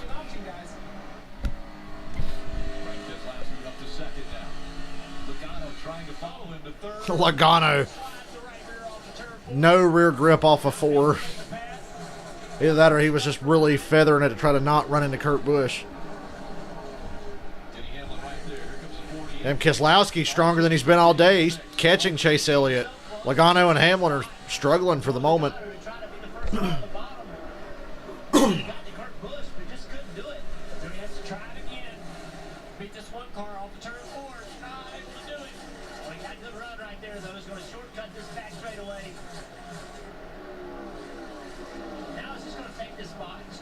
Joey's going to try to slide job Kurt Busch here. Slow slide job. Gets it done. These top guys going at it. All right, just a kiss. All right.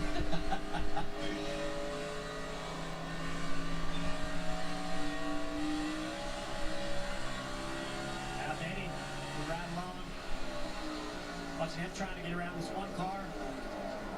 Battle for lead, Keselowski and Elliott. Well, I don't know what they did to Keselowski's car, but it looks pretty good now.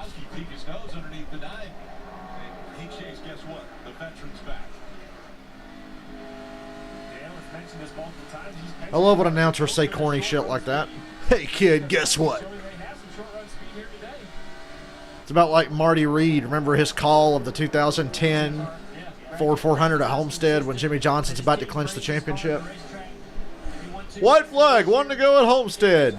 That hammering you're hearing is the sound of the final nail in the coffin of the other driver's championship. And Brad Keselowski just took the lead. Keselowski out front. Elliott running back up to him. And he thinks about things all week long, and he makes his mind up, and he's sticking with that. You're not going to change it. Marty Reed was a national treasure. Marty Reed, wherever you are, we wish you were still on television.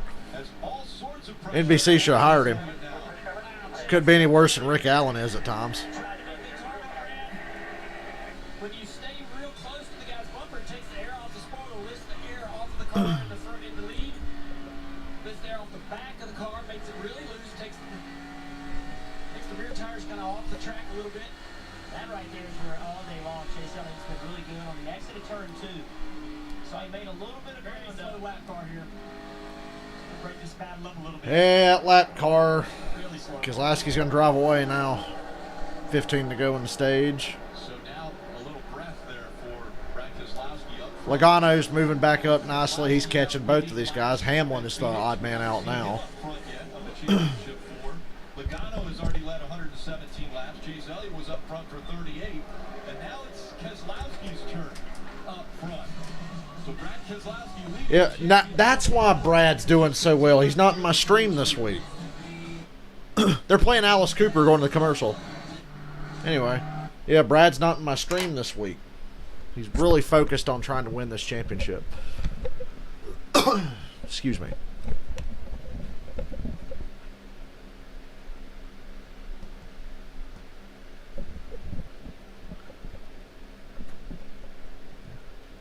Either that or he dropped his phone down on the floorboard and he can't get it now. Look at Kevin Harvick not running in the top 10 still.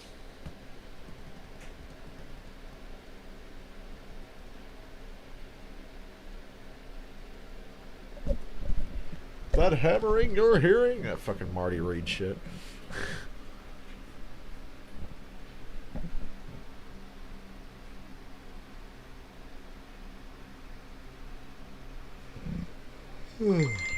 What the fuck? I just got like 10 messages at once on my phone.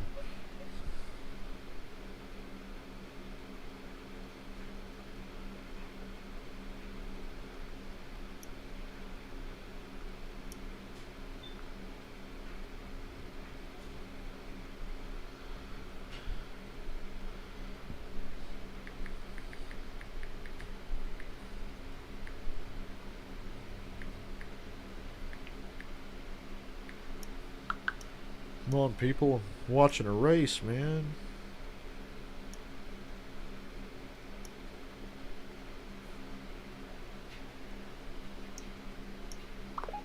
Don't you people know that the championship race is going on right now?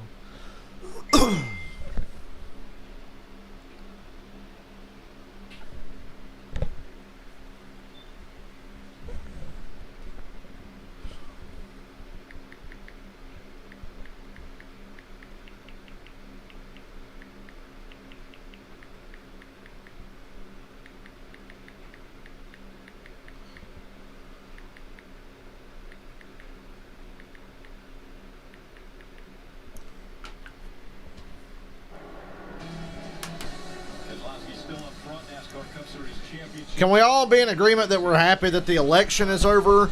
So if the result came during this race, NBC wouldn't kick us off and we'd miss the end of the race? That was legitimately a concern for me all week leading up to this weekend. I'm like, oh God, the election's going to end right in the middle of the damn championship race. And now Elliott is going to take the lead back. Working on it. There's no grip down there. It's slower. So he's going to try to dive down into Here comes the slide job a little bit. Brad's going to cross over. They're basically going to switch lines here, and that'll give the advantage to Elliott because now Brad's the one stuck on the bottom. Chase, please try to get gone.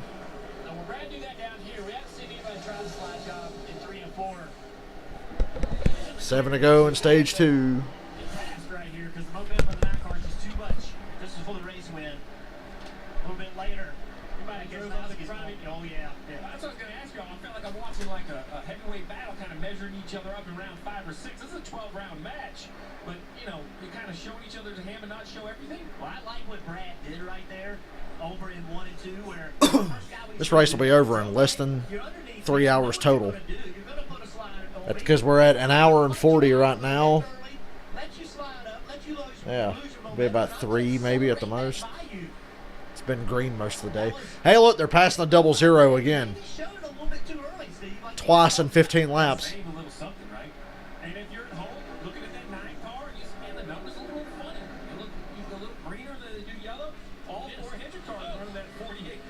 Five to go in stage 2.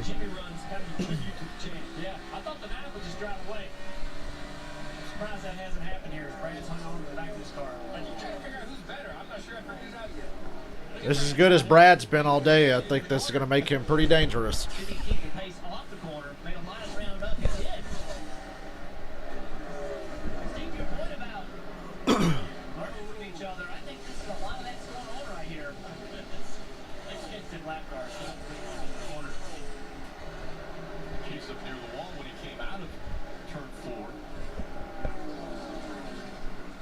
Fucking lap car, look out.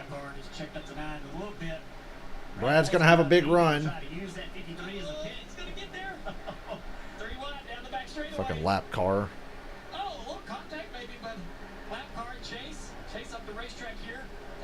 Brad gets the lead for now. Elliott powers back around the outside. Now Chase takes it back. There you go. 3 to go in the stage. Side draft on a 1 mile track though, Junior. Back up at the Dawsonville pool room when Chase Elliott got back out front. They're probably watching pretty intently right now as these 2 cars put the pressure on Brad on Chase down in the Excuse me. 3 to go in this stage. Brad had a great run to the middle of the corner. 2 to go in the stage. This is what you're talking about, little side jack. Now what does he do down here in the 1? What is going on? Woo! Just not better than 2.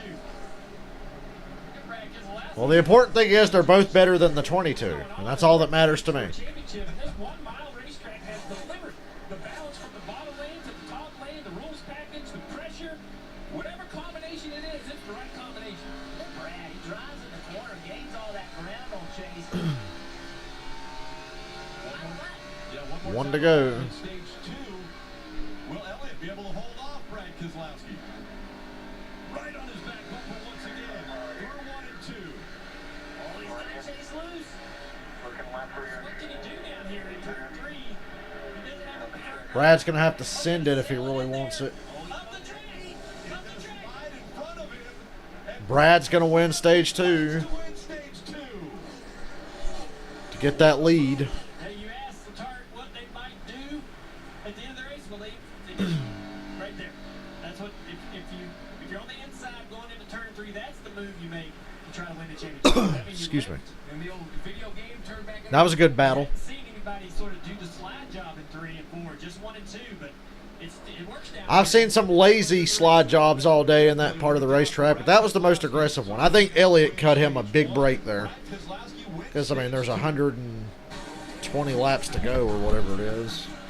So why would I, run into the guy now for nothing instead of the end of the race? Now I'm back to the Dallas-Pittsburgh game. There's Mike McCarthy's fat, worthless ass walking up and down the sideline.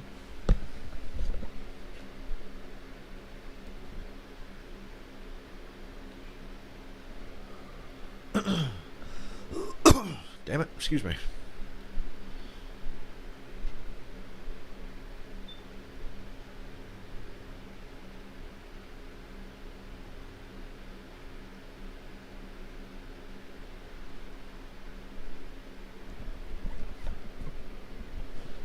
No need to run through the back of Brad when he slide jobs you at the end of stage 2. So, no harm, no foul.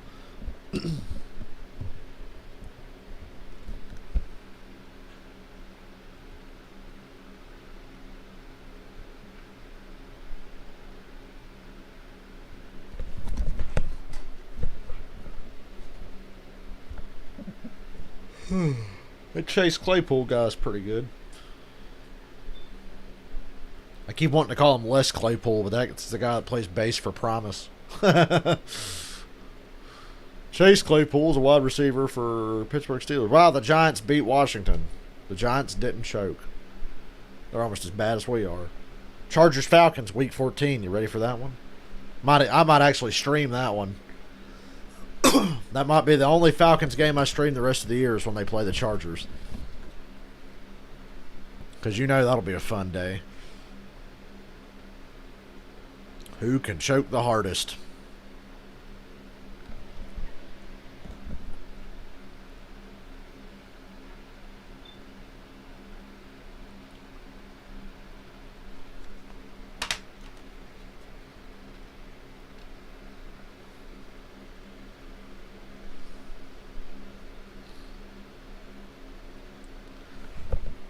Only reason you'd want that lead would be to hold it going to pit road, but it's no big deal. We got the first pit stall.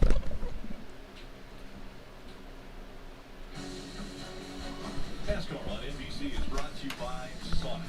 This is how we Sonic. This is how we Sonic. Boy, I miss going to Sonic. And USAA. Join USAA in thanking those who serve at USAA.com/Veterans Day.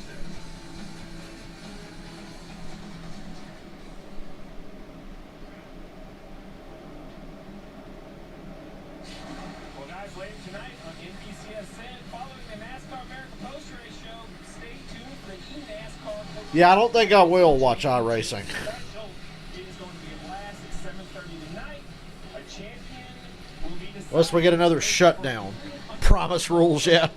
When I grow up, I want to be a fisherman. eNASCAR. Let's take a look at some of this awesome race in between these two championship contenders. The final lap. Brad gets underneath the 9 car right there, gets him a little bit loose. Off turn 2 down the back straightaway, Jeff. You wonder what he was going to do right here. He decided to finally just overdrive the car. Wide up in front of Chase Elliott.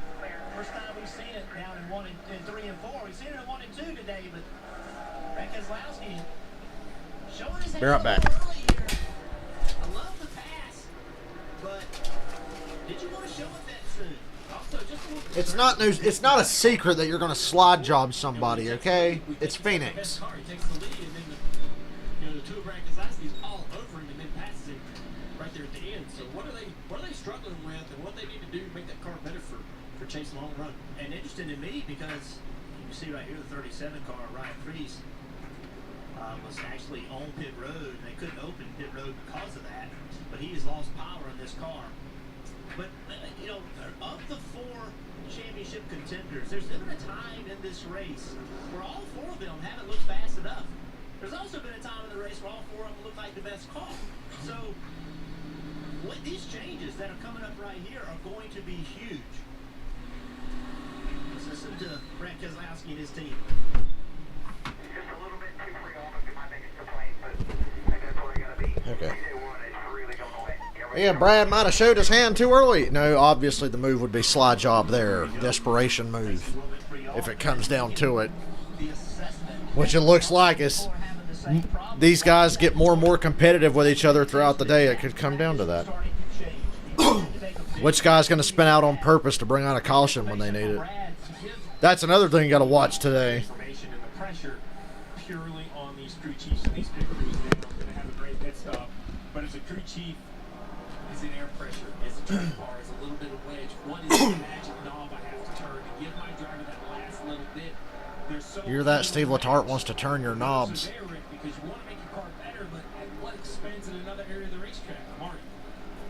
4th is the furthest service-packed Denny Hamlin has been after that tough restart last time, and you could also hear a little doubt in his voice, telling Chris Gabehart it's a little bit better in 3 and 4, but I'm still just too loose on exit, and I have no forward drive off like you heard Brad Keselowski say on the radio a moment ago. So Chris Gabehart going to take a little bit of a bigger swing here, going to make a track bar and air pressure adjustment, Dave. Big swing happened last time for Brad Keselowski. You saw the result. He won the stage. Smaller swing this time. 4 Goodyear tires and Sunoco fuel, Parker. The same case for Joe that got on the 22 car pole, fully to the left side, air pressure adjustment just a little too loose at the exit of the corner, Kelly. Chase Elliott said the 9 car got a little bit tighter, wasn't rotating as well as he liked. He said it felt like it. Joey Logano takes the lead off pit road. Oh no, it says Elliott. It really looked like Logano had the lead. It says Elliott on the scoreboard.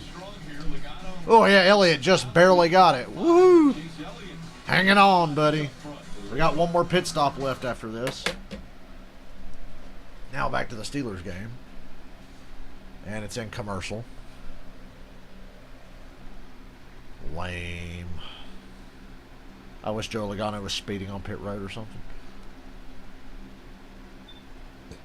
There's Big Ben Roethlisberger. Steelers look like they're going to go for it on a 4th and 1 at the Dallas 35.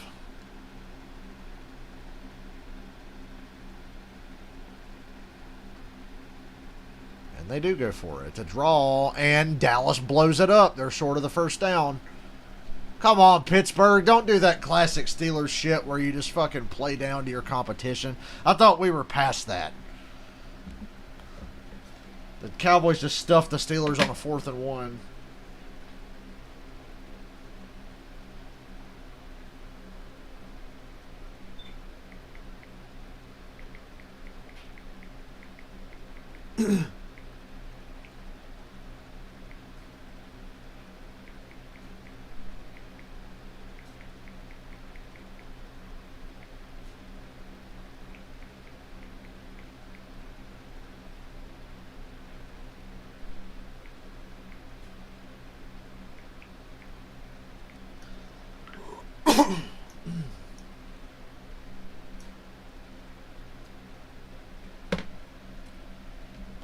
I really wish I didn't have a food allergy.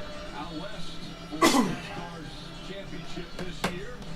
4 drivers who seem to be playing the sport's ultimate prize. By the way, that was a shitty play call on that 4th and 1. A draw play from the shotgun on 4th and 1. NASCAR comes down to this final Go at them. right now.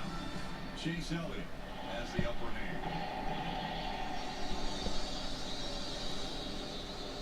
A showdown like no other out here in the desert, Phoenix Raceway. We've already mentioned how incredible it is to transition. It is in these hills that Juan Valdez and his trusty mountain goat gather coffee beans every morning. But now it's the same of the desert here in Phoenix. 2 great places to be in November, but I will tell you guys, no practice, no qualifying has kind of settled in. It's the norm here in 2020. Stage 1's over. What's the deal next year? Is there not going to be any practice next year either? We may have yellows, we may not. 114 to go. 114 laps between one of these teams and a championship. Let's listen into the 2 radio. All right, a long way to go here. We'll get that back. Good car. Come on, stand down. Stage 3. Last stage of the year. Can't hold anything back now. 4 spots on pit road was up there and won that race, obviously to stage 2, but then was it a bad pit stop here, Steve? Well, you tell me, but look, there's nothing that stands out. A little slow in the right rear. Jackman goes around. It's not the cleanest left side. You're going to see him jack it up. And right here, you know, the exchange on the left front, pretty good. A little slow in the left. I mean, I bring you this because I'd love to show you how bad the pit stop was. It cost him 4 spots. That's how competitive this field is. I mean, it was a little off, a few tenths of a second, and that's 4 spots. I mean, these teams, these drivers, Dale, you asked me earlier how they went through 4. I really wish I had an answer, but it seems like the competition is as equal as it's ever been. It's 2 car right here. They're going to have to get it together. They lost 10 spots on pit road today. You can't do that in a championship battle. 12 car, his teammate in front of him. Blaney chose the outside line. Brad starting 5th on the inside line. All right, guys, let's look at the Ram trucks built to serve before this restart. Restarts, we're seeing how important they are. Junior, they're only going to get more aggressive as this race goes on. That's right. I Elliott picked the outside line. Logano on the inside. That's the front row. As we start to wear away this PJ1, will they chase up the racetrack to continue to find grip, finding PJ1 that's not been used, or will they all gravitate to the bottom? Setting up the key pass. We just saw Brett Keselowski find a way around Chase Elliott, but I do that at the right time. Last stage of the year. Can't hold anything back now. We'll see if Logano has anything left. Look how they fan out like a super speedway.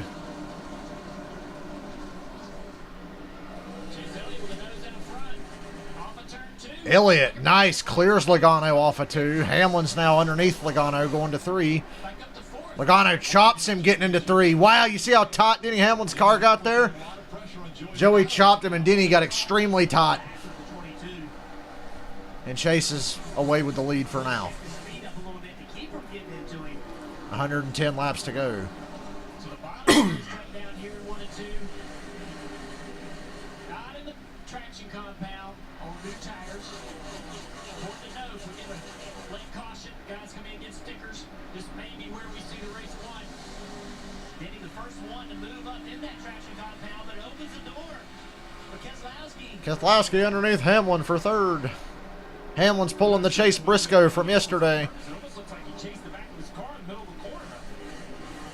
Good movement from Denny right here, though. Battling back on the outside. A good lap there for Denny Hamlin. Gets it back in front of the 2 as they go through 3 and 4. Chase Elliott still using the bottom of the racetrack. Joey Logano moved up the racetrack. Found a little more speed up there. Trying to close that gap. Chase sees it, gets that information from his spotter. Takes the highlight himself down in 1 and 2. Coming up on the final 108 laps of the 2020 season. And once again, the championship 4, nose to tail, out front, running for a title. And we asked the question at the beginning. Just kind of watching the race now. You know the intensity's picked up when I get really quiet for a long stretch of time. Look at this. Jeff Gordon needs to trademark that phrase. Just like John Gruden needed to trademark, I tell you what, man. And Tony Romo needs to trademark, oh, here we go, Jim. I tell you what, man. This Chase Elliott guy, it's pretty fast, man. That's my John Gruden impression. Especially in 3 and 4, when you gotta start working on being better on the bottom. This into the racetrack, Dave. That's where Hamlin's good. 1 and 2, that's his strength. Brett Keselowski runs behind him in 4th now. Remember, lost 4 spots on that pit stop. The hallmark of the crew all year long has not been their outright speed, but been their consistency. That has bit them today. With 107 laps to go, probably 1 more pit stop, maybe 2. The crew needs to pick it up and be their championship best for Brad. I want to take a look at the Toyota driver update. Denny Hamlin running up in the top 4 all day. In the 3rd position now. The highest he's been is 2nd. He has been the one championship 4 driver that hasn't been up front, has not led a lap yet in this race. But of course, the last lap is the most important one. That's the one you want to be in front for. Logano gaining on Elliott. Not much. Still within about 3 or 4 tenths of each other. Hamlin, same distance back from Logano. Talking about restarts and how aggressive they're going to get. Let's check out Brad Keselowski on that last one. Came in leading, came out 5th. What are you going to do to make it up? I'm going to go 3 wide on the very bottom, drive underneath Denny Hamlin. Don't even get on the racetrack. Just make the shortest way around. In a dream reality, Jimmy Johnson wins the race and Elliott wins the championship. I'd like the greatest day in the history of sports. In the history of sports. It was paved. Check this back here. You ever hear Frank Caliendo tell the story about when he was talking to Bill Walton at the Super Bowl? And he says, isn't this the greatest day? And Bill Walton goes, in the history of Western civilization. 82 wins, 7 championships. Moving on to the director of competition at Hendrick Motorsports. Checking out is one of the very, very best ever in this sport. Kelly. And I chatted with Chad earlier this morning and asked him how he was feeling. He said, I'm really pretty good. It hasn't totally hit me. That might change in the rub of the green flag. That might change in the checkered flag. But he said he thinks when it's really going to hit him is come Daytona in February. He said the offseason will probably feel the same, but when I am not on the pit box calling the shots at the Daytona 500, that's when he expects it to hit him. He plans to spend more time at home with his family, but he also plans to spend some time around other motorsports. He might even show up at Sebring for the IMSA 12-hour race next week. He said he might go check out some of Jimmy Johnson's IndyCar races, but he definitely wants to broaden his horizons and experience some of those things he has missed. We all should think like Chad Canals. Broaden your horizons. That'd be fun to see at the IndyCar races, wouldn't it? Jimmy will be having a great time there. Not such a great time on that last pit stop. His rear tire changer actually fell down, so he restarted in the 11th position. But he's got 100 laps to go. Last race of the year. Can't hold anything back now. cars on the track today. A nice way to end a career for Jimmy Johnson. Yeah, I mentioned earlier how much We know. meant to be Jimmy as a teammate. Well, that time, Chad and I basically, our offices shared a wall. We spent a lot of early mornings, a lot of late nights, a lot of time at the coffee pot talking about things. He taught me so much about crew chiefing, and I couldn't. Hey, the double zero's out of the race. That's good news. He can't cost anybody a championship today now. Guy that's gonna keep everybody See you next year, Quinn Half. in his career. Hopefully not, though. Motivation was it's been all about trophies, and I think Hopefully they'll bring put that somebody in that car that knows how to get out of the way. into management and motorsports. Excited for him. When we talked about it in the middle of the year, he said, we need to give the drivers a better product. Well, now he's going to be in a position where he can give all four of the drivers in the motorsport a better product. Well, he said We are under 100 to go. When all the you start yelling at him, I need better car. That's when it's going to hit him. Full screen commercial? Nope, they're going side by side. So no football for me. I cannot stop coughing. Anybody but Logano. Yeah. Harvick would have clinched the championship early at Texas. Like early in the race. Life ain't fair, man. Life is not fair.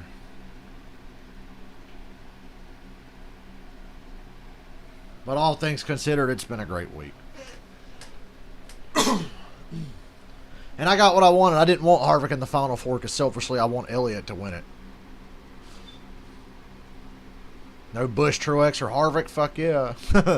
Doors wide open. I don't like that Logano's in second now with a pretty decent looking car. He's bounced back from earlier. I don't know what was wrong with him. They had that vibration and everything else, but even after they got that fixed, they still ran like shit until about, you know, the start of stage 3. They had a good pit stop, got back to second, and now they're strong again, it looks like. I knew from the first 30 laps of the race that Elliott was the guy to beat. It was just a matter of time. None of these other guys could have done what he did at the start of this race.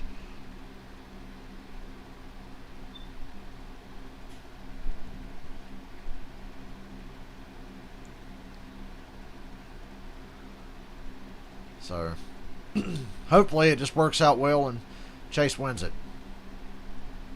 So I can get my shirt, my championship shirt. Because I'm going to get one. Wear it with pride.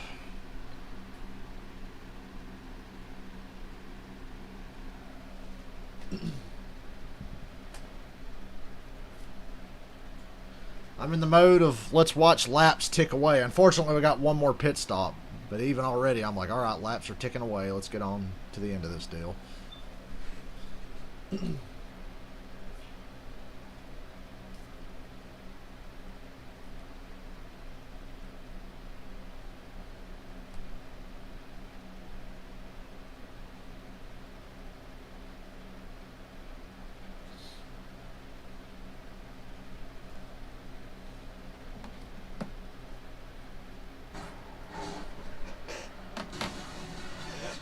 Series Championship on NBC from Phoenix Raceway. This telecast presented by USAA. Still out front, Chase Elliott. We look down.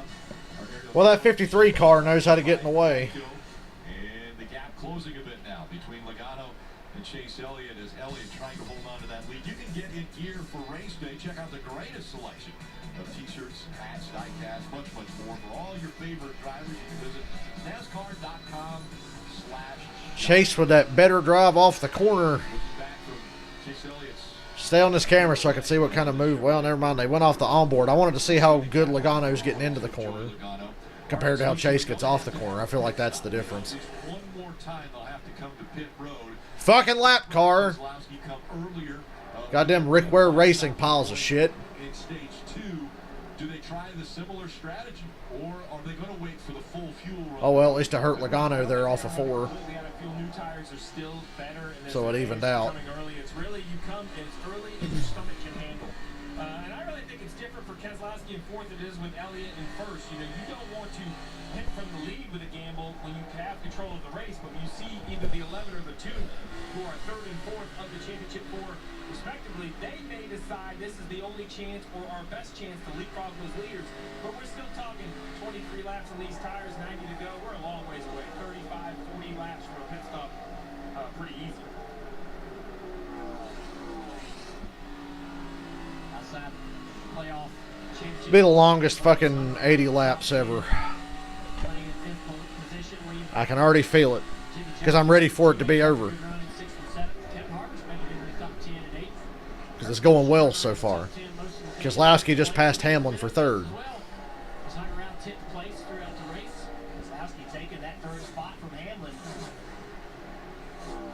Busch hit the wall earlier today, worked his way all the way back up to 11th. Keselowski continues to move forward. When he has an issue on pit road, they're able to get it back on the racetrack. Yeah, the time's running out. You can't continue to start at the back and move forward. At some point, you have to start, attacking distance, be up there next to his guys. Hamlin, on the other hand, it's good. He's 4th, but he just doesn't. Elliott stretching it out on Logano a little bit now. All 4 of these guys are pretty evenly spread out.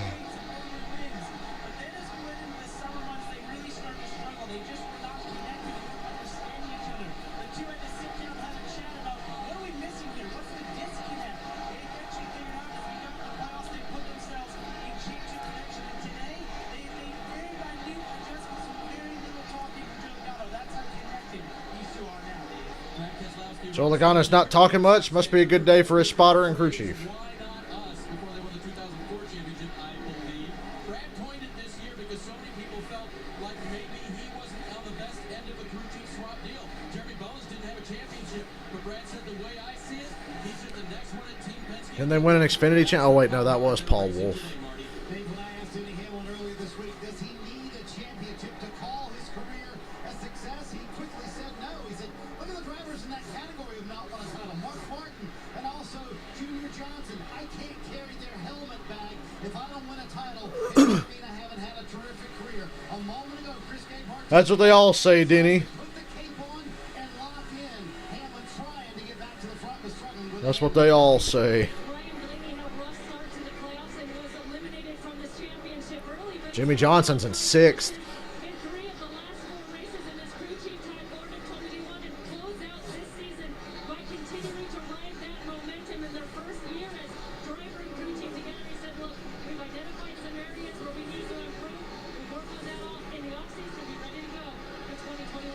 Jimmy Johnson runs 6, of course, his career numbers outstanding, 19 years, 83 wins, 5 championships in a row, 7 total. But Chase Elliott, his teammate, might have said it best this week when he reminded us his friendship meant so much more than his being a teammate to me. That's the way a lot of people feel about this championship driver, Kelly. There's William Byron having a good day. Outrunning Kevin Harvick in 2020. You're having a good day if you're doing that.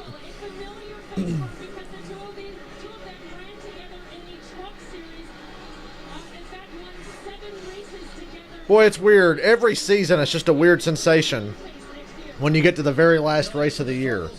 Because it dawns on you, shit, this is the last race of the year. Can't believe we made it. Every February, it seems so far away, and then you get there, and you're like, wow. Been watching over 20 years, and I still get that.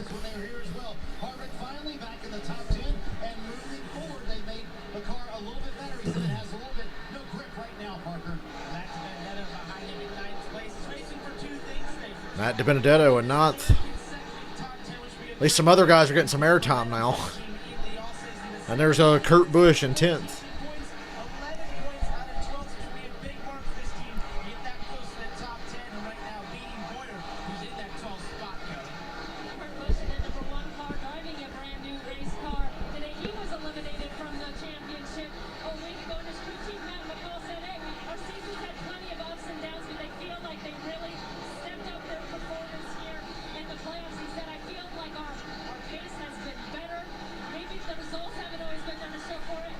Another team 78 laps to go. There's Kyle Busch in 11th. Really rebounded well from hitting the wall. Boy, if he didn't luck up and win Texas, Come to pit road. what a year. Flag was 2 laps down at one point. Got a timely caution to get themselves cycled back into the lead lap, and now That fuel mileage deal was the only interesting thing about that Texas race, other than the fact that it took 3.5 days to finish. but boy, it ends well. Great conversation about a point battle, very tiny point battle. I went to work 2 days in a row thinking I might miss the race and came home to see that I didn't miss anything. Points separated by each other. And Warrior trying to finish his career today in strong fashion. 10 career wins for Clint. Personality, enthusiasm, excitement, all those things. Clint's biggest attribute. Great person. Marty. And I talked to Clint this morning about the emotions of the final race, 542 career starts, and he said, Chase has about a second on Logano. I would just prefer this race go green all the way to the end. I don't know if that'll happen, he said, honestly, I did get a little emotional coming to the track today. but I'm hoping. It's my final start, but as you guys have mentioned, he will be on the broadcast booth next year. He said, I'm super excited for that, Rick. Elliott, Logano, Keselowski, Hamlin, Blaney. This season. NASCAR Cup Series Championship from Phoenix Raceway telecast presented by USA. Yeah, they're going side by side a lot. All right, nice. Nothing much going on. Like I said, it's not been that eventful of a race. We're just kind of waiting for the last shoe to drop now. Caution or pit penalty or whatever would happen later. Sorry if I gave you a jump by saying the word caution. I know how that is for us race fans. If anybody starts the sentence with the word caution, we're always like, your instinct as a race fan is to jump. So maybe I should have, eased you into that instead of saying caution. Because I know how I feel whenever somebody during a race says, caution free so far. And I'm like, stop saying caution first. Hamlin's car is trash. Well, I mean, it's been an up and down day. All 4 of them at various points have been... The only one that's been consistently really good all day is Chase. And it's showing now because he's in the lead. He's not shown any weakness whatsoever throughout this entire race. Brad had his little spurt there at the end of stage 2. Then got fucked on pit road. Denny was strong early in the race and at various points. Logano fell off. Now he's kind of gotten back into the running here. Chase, most consistent of the 4 today. Not surprised. I picked him to win it. Not over yet, though. Long way to go.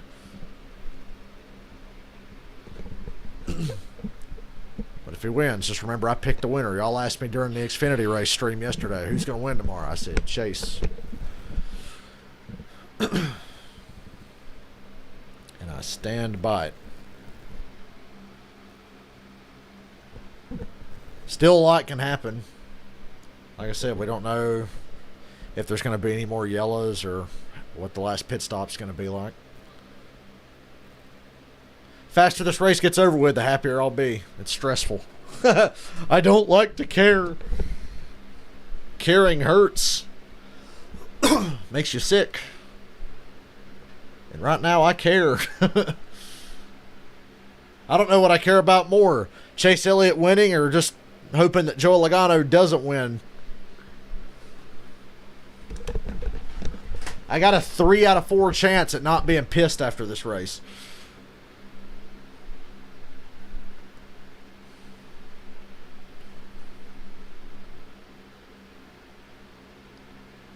I gotta go to the bathroom. Can I hold it for 68 more laps? I had a good dinner. Follow your favorite drivers by selecting up to 8 different high-definition cameras. All you have to do is NASCAR.com/drive, or you can download that mobile app today. So, Steve, right now, the Championship 4 driver that's running in the worst position is Denny Hamlin in 4th. What can they do? Do they take a big swing at it when they come to Denny Hamlin, whenever the pit window opens to get to the end, pit. You got a short pit, I feel. Joe Logano only 6 tenths of a second back. It's Hamlin, who's 2.5 seconds back, that I think is in the most trouble right now. On the right-hand side, you see Chris Gabehart. You know, a year ago in Miami, I was vocal of what I thought was a mistake. Chris Gabehart made a big swing, trying to put some tape on the nose of this 11 car. It was too big of a piece, put it in the wrong location, and this move right here was what eliminated the 11's chances. That piece right there made the car overheat. In future conversations, he said, you know, Steve, I appreciate your feedback. I have confidence that that was the right move. But I heard your feedback about sometimes you gotta let your star be the star, and I thought he took it out of Denny Hamlin's hands with that move. Now, a year later, Boy, that race last year at Homestead sucked balls. and there is no right answer, and I have no... I forgot everything about that damn race other than Truex's team putting the wrong sets of tires on each side of the car. That's like the only notable thing that happened that day. I didn't even remember the whole clusterfuck with the tape on Hamlin's grill.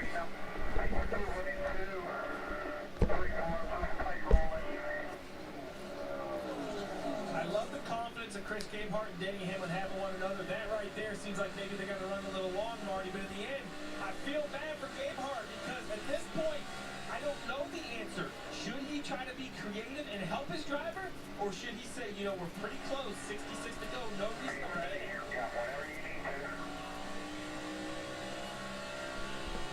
Pit mega from here. Be ready to come to pit road. Yeah, and he said a moment ago, I'm worried about the brakes. Said he had a long pedal on the brakes. You know, you go back to Miami last year, see, that was him really needing the last 2%. Remember Miami last year racing for a championship where you never had to use the fucking brake? They're 3 seconds behind Chase Elliott. They clearly got to get the car better. And in 3 and 4, where Hamlin is right now, that's where he's struggling the most. It's where they struggled all day long. But through that section of the track, they've taken a car that's been loose. Now it's way too tight through there. And Denny has said that 3 times over the last 5 laps. Way too tight through 3 and 4. And the be ready, the team is ready. They just don't know what it's for. Denny has not commented further on that yet. And the long pedal, what does that mean? Basically, he's gotten the fluid in the brakes so hot that he's losing the pedal. Like the pedal is further down toward the floorboard of the car before it starts to actually apply brake. A few cars here and there are hitting pit road way in the back. Some lappers are. So you have to start lifting earlier and give up a lot of track time to try to stay off of the pedal to allow the brakes to cool back down. Sometimes that long pedal will return if you can get some temperature out of the brakes. It's just such a hard decision because the superstars of the drivers, as they should be. My whole job in my career was to provide a car. Boy, in a couple of years, it's going to be crazy to have Chase Elliott and Austin Cindric in the Cup Series with that many road courses on the schedule. Those races will be battles between them and them alone. Because we're going to have 6 road courses and Chase Elliott and Austin Cindric in the Cup Series. A lot of cars on pit road now. Still none in the top 10, though. But it's getting to that point. Right now, the 2-car has it. The 2 cars he's run these guys down. Brad Keselowski's making better lap time. Yeah, Brad's faster than Joey right now. That's good news. Elliott's not that farther ahead, but just get somebody in front of Joey, please. Find a way to step it up. He's going to have this speed. You know, he saw that after the second stage. How good that 2 is on the long run, but his final run to the finish won't be a long run. So what can they do to improve that car to give him the speed earlier, sooner, so that he can attack and not have to wait till this lap, this far into the run to have that speed over the other 2 guys. Some of it's track position, right? He's started a little bit behind every time, so maybe he's had a hustle his car a little earlier than them, maybe burn their stuff up a little bit. So get to that kind of magical spot, 53 laps on the tire, 60 laps to go, in 2 or 3 more laps. The math would say that's the perfect time to pit. Have the newest tires both sides of the run. But as I always say, there's that risk. Caution can end your season and the hopes for a championship, Dave. Steve, you heard that discussion quickly from Brad that the temps are spectacular. They've been adding small pieces of tape all day long. You hear that? Their temps are spectacular. Level, but also allowing it to use the downforce that the tape adds to that car. Makes it turn better. They feel like they've gotten it where it needs to be. Brad said the balance is the same. We're just faster, Parker. Joe Gatto just ahead of him, that 22 car right now, struggling with the tight in the center. Described as a 2.5 tight, or 2.5, I guess in that sense. Just struggling that center portion and lacking a bit of that drive off that they fought throughout this race, especially as that PJ1 wears off. He's just been struggling on the exit corners, trying to keep that 9 honest. My stomach is churning for these crew chiefs. I mean, I've been on the box trying to... I don't know what I would have ever done if Dale Jr. made it to a championship 4. I remember thinking, watching the first championship 4 in 2014, I'm like, good God, nerves can't take it. That is jumping off the wall right there. And that's for a regular day. This isn't a regular day. This is first, second, and third for a More cars championship. coming to pit road, still none in the top 10. What kind of gamble are they going to have? And in one lap, when you're this close, one lap on new tires can make a difference. If Brad Keselowski comes a lap early, he could leapfrog the 9 car. Oh, there you go. Good information. Junior, we always used to talk about that, right? Hey, man, it won't be long. Just start thinking about where you want to come. Make sure your brakes are where you want them. Give you a little heads up. Then we're starting to think that way. That's right. If you're adjusting the brakes to the front or to the rear, you want to reset all that so you can slow the car down hard with the brake pedal on the pit road. And also, you want to just start taking a Ryan Blaney on pit road. And remembering exactly how you can challenge your car into that pit entry. You can pit a half lap later than Logano and Keselowski, but I don't want to let them beat us to pit road and get too many laps on us. Now on the track, you have new tires and old tires. Those sometimes can generate a yellow. You know, that old tires trying to get out of the way, fresh tires can quickly turn them around. These pit cycles is when it becomes the most dangerous for a... Just don't fuck it up. We got one pit stop. Don't fuck it up. I'll have a stroke. About the 11 car, and I find interesting is he's gone far enough behind now. Even if he pitted early, can he pit early enough to make that ground up? Like, the gain for pitting early now may not be worth the risk at all. So you can almost go the other way. Let them all pit and run your car out until it's out of fuel and just hope you get the yellow. Here comes Logano to pit road. Okay, we need to pit next time around. We need to pit next time. Paul Wolf, the most aggressive of the championship 4, he said, this is the moment. This is what Logano's on pit road. Hamlin's on pit road. Denny Hamlin, from that distant back, he shows that he's going to come with the 20. Got to pit next time now. You cannot wait. Will the other 2 follow him now, Marty?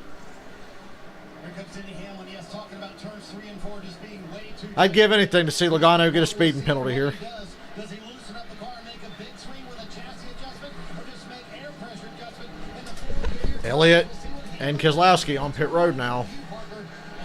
Followed him right down.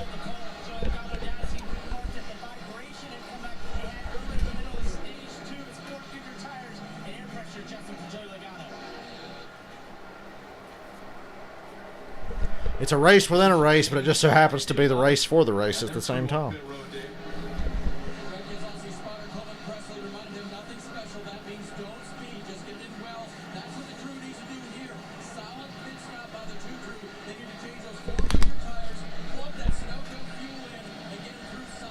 Not a remarkable stop so far for Elliott. Better than Keselowski's stop. So Elliott's going to at least have him beat. And unfortunately, Logano's going to be the leader. Damn. Well, that could be it. Logano's got the lead.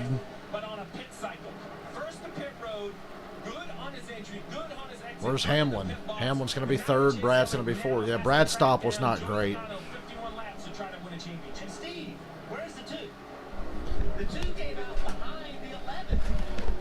We'll see. I did not want to see this happen, though.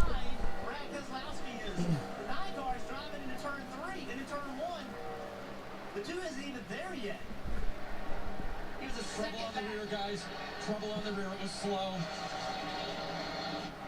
There you have it. Issues on the rear for Brad Keselowski. They pitted a second back. Now they're, now they lost like 3 seconds. 50 laps to go. Last race of the year. Can't hold anything back now. They've lost spots on pit road. All And Logano's got a big lead. That sucks. of the championship four, it's Chase Elliott. Well, this day took a turn for the worse. As we go NASCAR nonstop. I don't even want to look at the screen now. Elliott's a second and a half behind Logano with less than 50 to go. That's just great.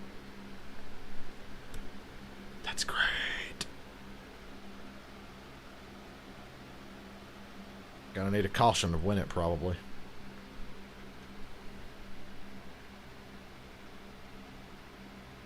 How did we get beat that bad? We pitted like less than a lap later. And Logano went from being 0.7 of a second behind to being a second and a half ahead.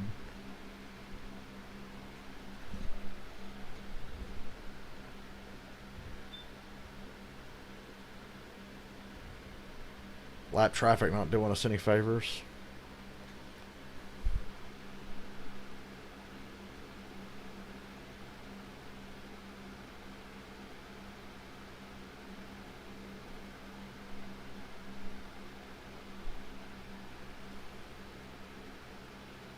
Why did this have to happen this way?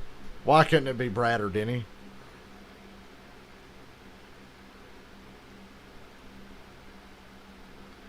Okay, so Elliott's catching him. My premature freak out maybe for nothing because Elliott is running him down. He's already cut a half a second off that lead. He was 1.5 back. Now he's just a shade under a second back. So, okay, maybe we'll be okay. I just hate that we have to go take it back from him. But Elliott's had the most consistent car all day. And boy, it's showing right now. Good grief, he's fast. He is burying Logano. He's already there. Okay, so I was freaking out over nothing. We don't need a caution. We're fine. We're going to be okay. We are in the game. EA Sports. A lot of lap traffic in front of the 22 as well. A lot of lap traffic. Look at that juicy lap traffic. Logano had to change his line to get to the inside. And look at that. Ryan Newman and Bubba Wallace. You think they're going to do Joey Logano any favors? He's going to get by Newman pretty easy. Line the 22's going to have to take. Now Chase Elliott 3 wide with those lap cars going down into turn 1. Got to run the bottom. Them lappers are all at the top. Well, Logano looks loose right there. Look at the power Chase Elliott has on corner exit. Logano's pretty loose, and Chase just powered up off the corner. Down to the bottom, turn 3. 22 off the bottom of the racetrack a little bit. Missed the corner, the mound's right there. Chase Elliott almost put that front bumper right to the rear bumper of the 20. Oh, it had to come down to these two, didn't it? After Bristol earlier this year. Pushing it into 1. Now, It had to come down to these two. Elliott on the bumper. Bump drafting Logano down the back. To the inside. He shoved Logano into the corner just a touch. Woo! Elliott clears Logano for the lead. Clear, clear, clear. what a pass by Chase Elliott, leading once again in Phoenix. Joey trying to get back to the bumper of the 9 car. Elliott's power on the exit is what's going to win him the race. Just got to stay green for 40 laps. 41 laps. I'll be damned. He came from a second and a half back in just a couple of laps and just smoked him. Hamlin's 3 seconds behind both of them. They drove by him. Joey Logano changed his mindset right there. Went to the top. And 3 and 4, and it worked for him. So immediately 1 and 2. Oh, baby, come on, stay green. 40 laps, 40 laps. See right here, Logano. Move it up. Even if there is a caution, I feel like Elliott's car is so strong. As long as they come off a pit road and start on the front row, he'll be all right. So no need to freak out, but I really don't want a caution. I just want it to stay green, and we end the season on a high note. Catch back up to that 9. The highest of high notes. Championship for the win. Oh, see Logano loose off turn 2. And Joey's giving it everything he can.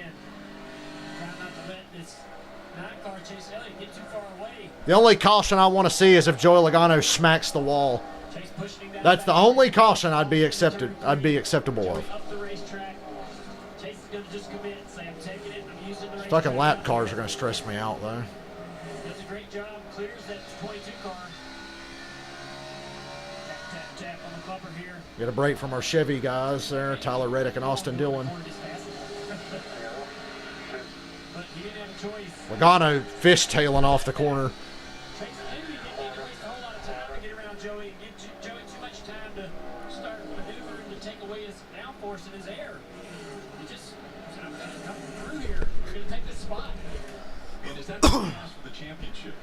I hope that's the pass for the championship. Stay green, bitch. Wants to become just the third father-son combo to win a championship in NASCAR at the highest level. Bill and his dad, awesome Bill over there, right? And not only that, you know, if he wins the championship today, he'll be the first driver to win the most popular driver and the championship in the same year since 1988 when his dad did that. Wow. He made me nervous in that car, but those two people right there. I'm nervous sitting right here. I got 36 more laps of being terrified. I'm right there with them. Bill Elliott and everybody else there. In Martinsville, when you were in a must-win situation, those closing laps, you had that big lead. Could you feel the nerves? Could you feel the moment? And he said, honestly, no. I didn't let my They're trying to clutch this thing out at the end of the year with 2 straight wins. If a caution comes out, what do I do? What do I need? He always thought ahead of what could be next. Here we are with 36 laps to go. I have to ask myself, I assume he's doing the same thing. Every lap asking himself, if I need a short run, what adjustments do I need? What do I communicate to my crew chief? The one thing about Chase Elliott, okay, first of all, this race isn't over, right? We have seen so many times, yes, in 12 of the last 16 races, the last run has been 12 laps or less. So this race is not over. But Shut up, Jeff Burton. I hope it's over. Is it his self-accountability? After every single thing that didn't work out for him in his career, he's the guy that stands up and says, that's on me. I did something wrong. And you know what that does? That prepares you for these moments. Because he's already accepted responsibility through his whole career. So he wants that. He wants the responsibility. He wants Longest 30 laps of my fucking life. Yeah, he said himself, I have been down. Can't stop thinking about the Coke 600 earlier this year. Throughout my career. How infuriating that was. Before I got that first win. But he said, Although if a caution comes out here, everybody would pit. Everybody would pit. we have to perform. A must-win situation a week ago at Martinsville to get into this championship form. We got a battle for third, Keselowski and Hamlin. Delivered at Martinsville, and right now he's delivering here as we see the two trying to get by that number 11 of Denny Hamlin. Well, once again, we see Keselowski a little bit slower pit stop, a pretty good race car, trying to recover. Denny Hamlin, the 11, the opposite. Aggressively clears himself in front of Hamlin. Just doesn't have the car to keep up. So that's my question to the two drivers. 33 laps to go. We know where Chase's situation is, but if you're Logano, Keselowski, Hamlin, you know, what are you focused on right here? Task at hand, improving your race car, searching the groove, making adjustments. You know what I mean, Junior? At this point, it's kind of everything you got with 32 to go. Yeah, all Joey Logano wants to do is just try to stay within distance of that 9 car and hope that lap traffic works out better for you than it does the leader, Chase Elliott. I think these other guys are going to need a caution. I just feel like that Brad... Don't say the C word, Junior. All these 4 cars are just too even for No jinxing. the 11 of Denny Hamlin just to drive up there and pass this 9 car Chase Elliott with only 30 laps left. Brad Keselowski is impressive on the timing chart, though. Just so far back, 3.9 seconds back, but he's been the best car of the last 3 laps. Just that pit cycle cost him so much time. I don't know if he can get there in 31 laps. He's not going to make up 4 seconds in 30 laps. this team today. It's really hurt Brad Keselowski. As competitive as Elliott is, and Logano's still okay, he's just loose. One thing you can do right now is make sure you stay in fourth, right? So you come on pit road, you have the best shot of picking up spots. If you lose enough spots, he's not in jeopardy of losing these spots right now, but if you lose spots, it makes it that much more difficult to try to come out on the front row. Marty. And Jeff being 4.5 seconds behind, you can hear the frustration. This is agonizing to watch. One word on this run, tight. That's all he's told Chris Gabehart. They just did not have the handling they need in the FedEx Toyota today. He's been back here in fourth. Is Denny Hamlin from Batesville, Arkansas? They have really gotten away. Because it's starting to look that way later in his career. Late in the race, they have just struggled with the 11 car.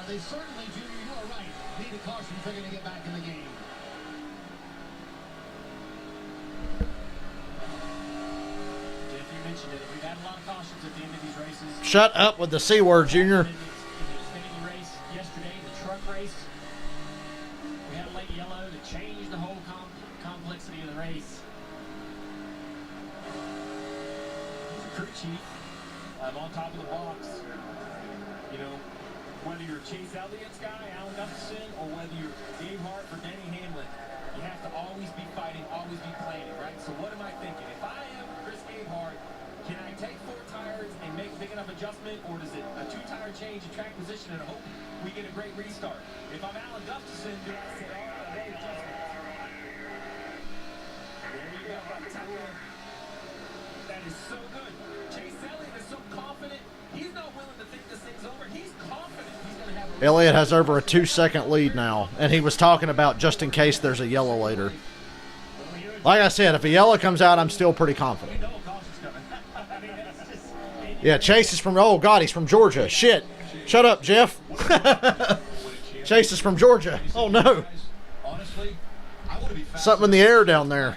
I don't want to be in that position. Atlanta Falcons, Georgia Bulldogs, Atlanta Braves, Donald Trump, all big leads blown in Georgia.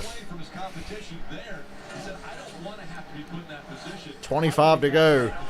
So help me God, 25 laps to go.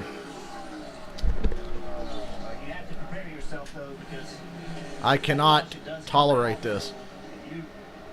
I cannot. This racetrack, you know you're going to be 2 wide, 3 wide. You know everybody around you is going to be exceptionally aggressive. You're going to have to match that. Everybody knows it. Keselowski's probably going to catch Logano. That'd make me very happy if we get Keselowski in front of Logano. Keselowski back 4 seconds behind Chase Elliott. Denny Hamlin almost 7 seconds behind Chase Elliott. The 37's out there dropping debris everywhere. I think that that helps a crew chief understand that you're definitely going to have to come to pit road. There's not enough cars to probably protect you unless you get down to maybe a green-white check or a very short run. We might see something crazy. But these guys are going to they currently have 30 laps on their tires, so tires have mattered. We saw in the truck race a yellow come out. We saw in the Xfinity Series race a yellow come out. Stop talking about it. Talk about something else. Comparison to Chase Elliott on this racetrack. Chase Elliott They're killing me. It's like they're trying to will it into existence. Stop it, Junior. Or is Junior calling NASCAR on their bull so they don't pull that again?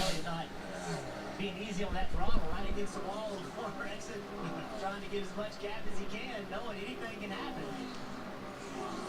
It's looked a lot like Martinsville, though, when they needed to go get it done. They drove away from the field there. Pretty interesting. We've never seen Chase in this situation where this is his first appearance in the championship 4. First of many. About this young man and how he handles the pressure. Very steady. And it seems to not affect him. Seems like to this point, pressure is not too much for Chase Elliott. That's the big question mark for all 4 of the championship 4. When they come here, it's as high as it gets. And as a matter of fact, Joe Logano said, pressure's a privilege. We're privileged that we are put in this pressure because we have the opportunity to win a championship. Well, right now, Chase Elliott, he is rising to the pressure. Well, Joey Logano might get a chance for all of that privilege to fall his way if anything happens like what happened yesterday. We saw it in the Xfinity Series race. Chase Briscoe won out the championship 4 with 3 laps to go. Ends up learning having a left rear tire going down. Spins his car out in the middle of 3 and 4. That brings the decision to pit. The 22 eccentric comes to pit road to 7. I need a distraction. I feel like I'm watching a Falcons game and I just want to tune out, watch something else, and then come back and check how it was later. Which is what I did today with the Falcons. We have seen it time and time again. So Chase Elliott also understands that, as does Alan Gustafson, crew chief on top of the pit box. They're already planning. And Steve, do you have a notebook? Do you say, okay, if it's 15 laps to go, if it's 12 laps, If a caution comes out, you fucking pit. this is what we're going to do. You have a lot of data, and in the end, you just have to make a gut decision. That's the big difference. It's easy to sit up here and say what I think they should do, and could do, but this is totally different. And telling your driver, making a call, leading a team, just like I'm sure to drive the car, I never was able to do that. But from a crew chief standpoint, Look at Ricky Stenhouse being an asshole. Chase is so fast, he's going to get him on the straightaway. That is what the best part of the job is, but it doesn't make it any easier or any less nerve-wracking. Still good. See Chase Elliott just very smoothly working his way through lap traffic. Phoenix has been a good racetrack to Alan Gustafson. One here with Mark Martin, one here with Kyle Busch, one here with Jeff Gordon. Big wins, too. Especially for Mark Martin and the Jeff Gordon win. Jeff Gordon went winless in 2010 and won Phoenix the second race of 2011. Last race on the old configuration. Can't believe I'm saying this, but the new configuration's better. I love his place. Well, the running 1, 2, 3, 4, the championship 4, and the guy right behind him, running in 5th in his final race. Jimmy Johnson in the top 5 in his last race. Fuck yeah, dude. He's put together a great Give it race. up. He's running with the best. All the Hendrick cars today, except the 88's fallen off a cliff. He was strong early in the race. But Byron Johnson, and look how good Elliott's running. Sitting off for him. He's going to go IndyCar racing, at least the road courses. And he's looking forward to that. I mean, he mentioned that he wants to run well there so that he can. Please, Jimmy, let's not do something stupid here. He got really squirrely behind Austin Dillon, who was loose going into 1. Live abroad and do things for his kids. He said that's the one thing they sacrificed for me. I want to now be able to give back to whatever they want to do. While teammate Chase Elliott continues to lead. God help me. Hey, Rick, you guys were talking about pressure a moment ago, and the question was posed to Chase earlier this week that if perhaps it was It's like watching the election coverage from the start of the week all over again right now. Chase the championship, and Chase said, look, you'd like to think that, but we really don't know what's going on. Georgia's just on a roll right now. I'm going to jinx them. Championship for Paris. So it's important that you just soak it in right now. And when asked Keselowski closing in on Logano for second. I love to see it. performing at our best, we're as good as the best. And I'd say they have been just that here today.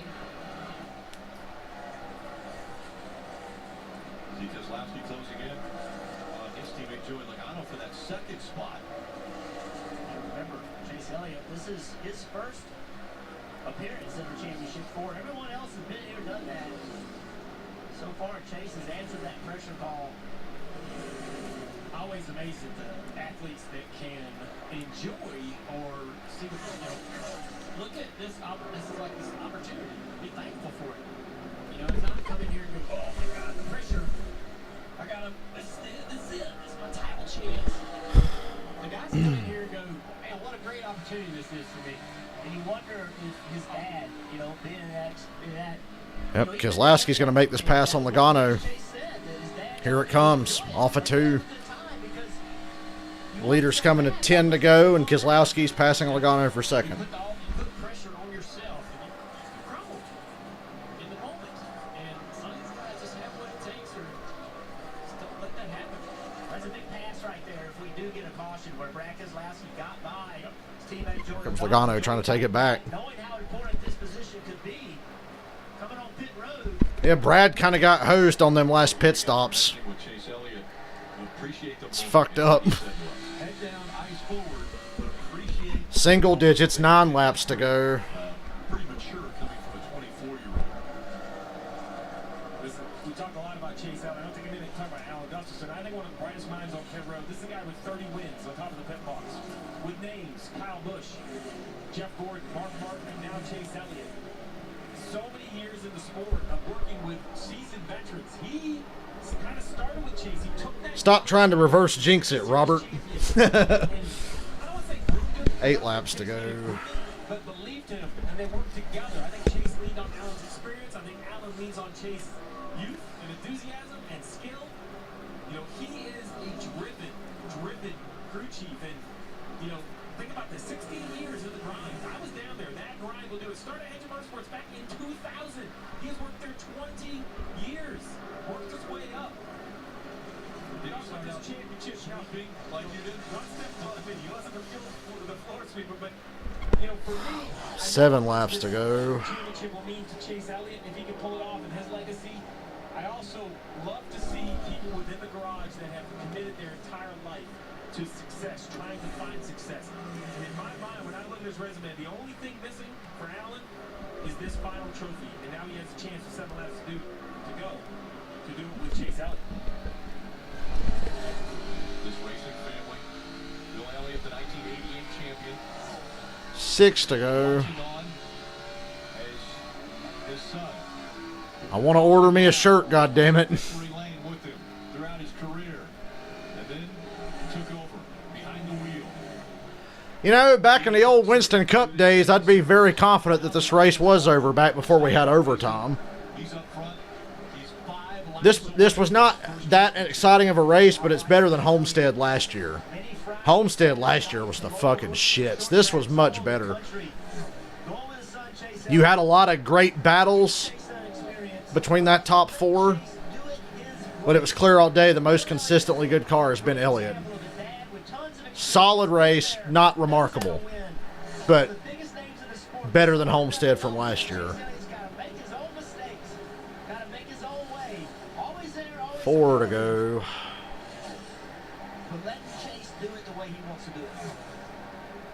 There you see Mom and Dad watching on. The Dawsonville Ballroom, take a look. Ain't nothing over till it's over. Like I said, Coke 600 earlier this year, man. That was fucking silly. Chase Elliott looking to become 3 to the go. youngest driver ever to win a championship in the Cup Series. Got a healthy lead over Brad Keselowski with 3 laps to go. Fastest car on the racetrack that time by. Still driving his heart out.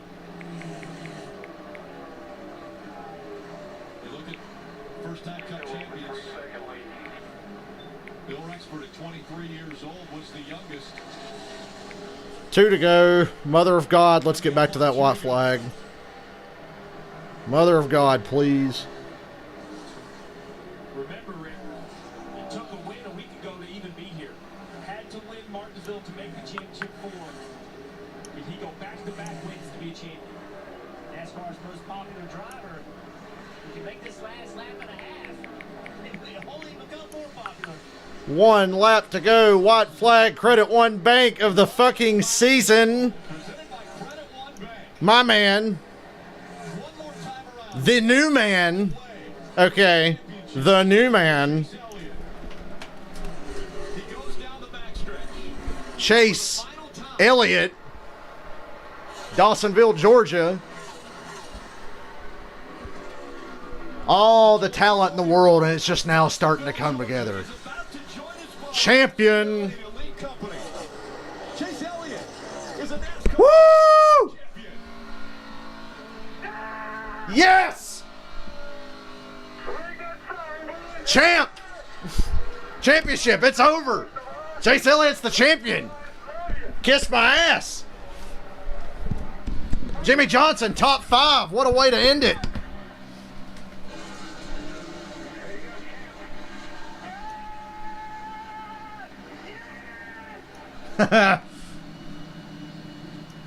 Wow.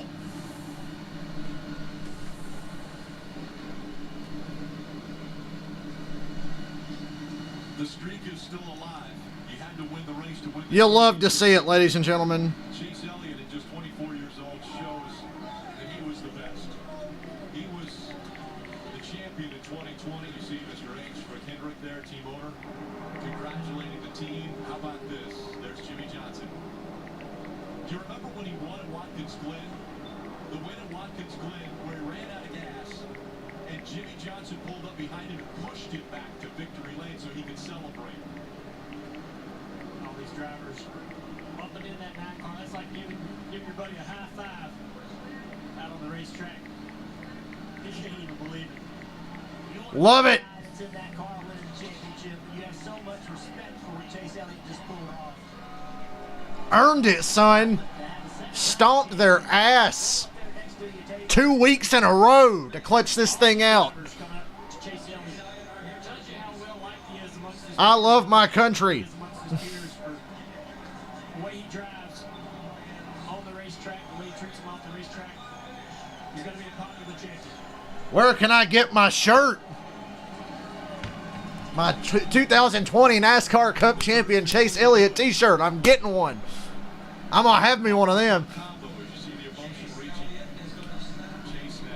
Shit, I'd almost feel bad enough to order my dad one as a Christmas present.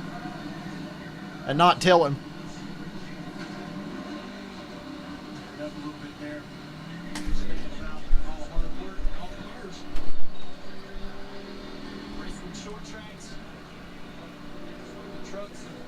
Series, all those laps, hot miserable days, disappointments, successes. Woo! Jimmy Johnson gets a top 5 to end his career.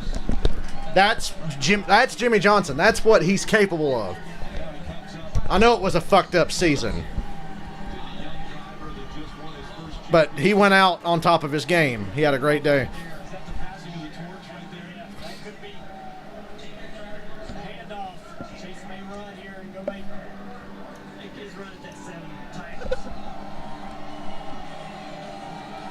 Things I love to see. Chase Elliott is the champion. I love it. And this race was less than 3 hours. I also love that. And the season's over. God damn it, people. We made it. We got through the fucking season. We got through 2020. We got through it. We were here every week. That's a wrap.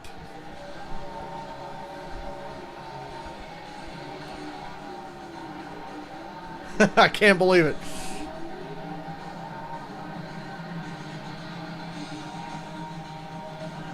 Two races in a row just stomped their fucking ass.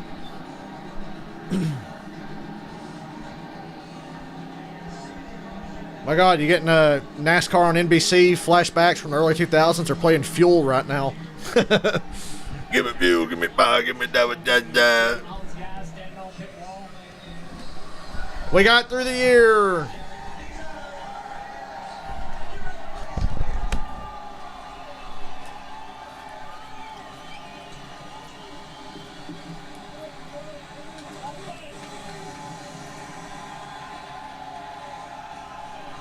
What? Yeah. 10 months of this.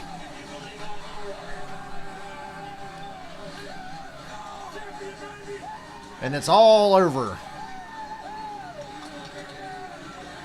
I got to see these interviews. I can't leave. Jimmy Johnson, the best of the non-championship 4.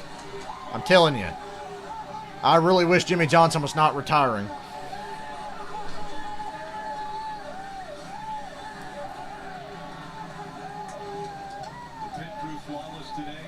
Yeah, they kicked ass today. Nearly fucked it up last week, but pit crew got it done today.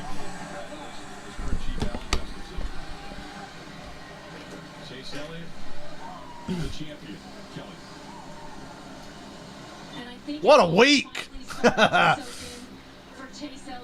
Best week of my life. Its newest champion, just 20 days shy of his 25th birthday. I love his helmet, that Jimmy Johnson helmet. Jeff Gordon won his first of 4 titles back in 1995. That's for you, champion. It's gonna look good on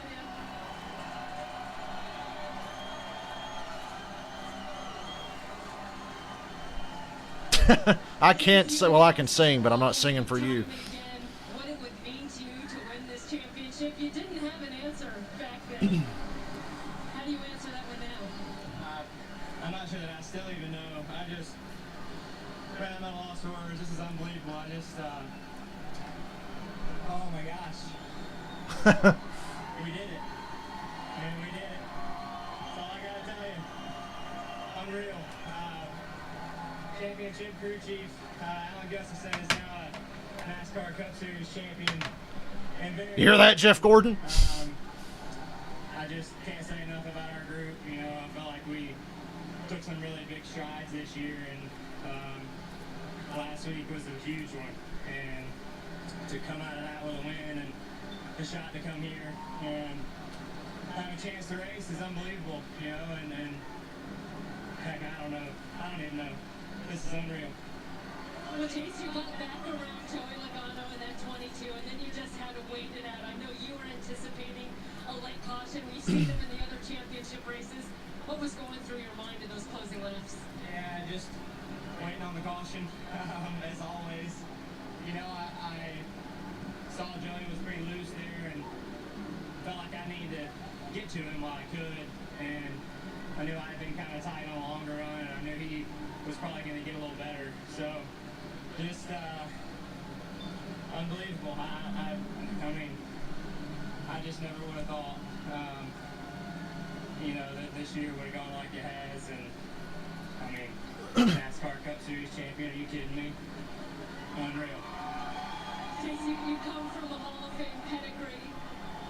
You've got There's your Bill. parents, Bill and Cindy, here to celebrate with you. They're behind the car here. What does it mean to you to add to the family legacy? Well, it's unbelievable. You know, I mean, all you can dream for is opportunity, and I've been very fortunate to have that over the years. You know, and that's all thanks to some great people. You know, my parents obviously have played a huge role. Past year's been tough. I lost my best friend about a year ago tonight. Lost my grandmother last year, and then all those things bring families closer. So I really can't thank them enough. Mr. Hendrick for taking a chance on me and believing in me when a lot of people didn't. There's Rick Hendrick. Good to see him at the racetrack. I know it's been tough this year. Sponsor like Napa, all of our partners, and huge thanks to Team Hendrick and everybody at our shop that peaked at the right time, and you know that's all we can ask for. It almost seemed like a changing of the guard. We saw a lot of people come by to congratulate you there after the finish, including the 7-time champion, Jimmy Johnson. What did that moment mean to you? Oh my gosh, I mean, to share a moment like that in Jimmy's last race and to win and to lock the championship, I mean, those are moments you can only dream of, you know, and this is a dream. I'm just hoping I don't ever wake up. Well, he said he didn't get to celebrate the win from Martinsville a week ago, but you can bet this one. This is the greatest week in the history of the United States of America. This just put it over the top. Best week in U.S. history. He said they just invested so much. They sacrificed time, money, effort to put me in position. The greatest. To be able to go out and win races. And now he's gone out and won a championship. There's that. Woohoo!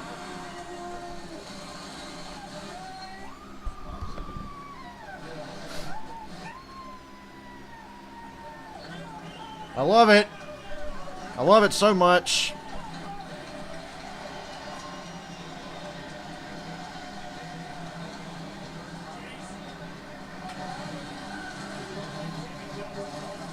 Goodbye, Jimmy Johnson. Jimmy's crying.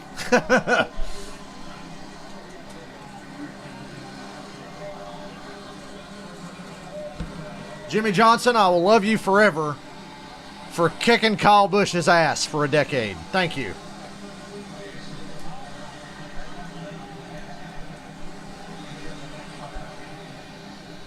Pretty big moment right there.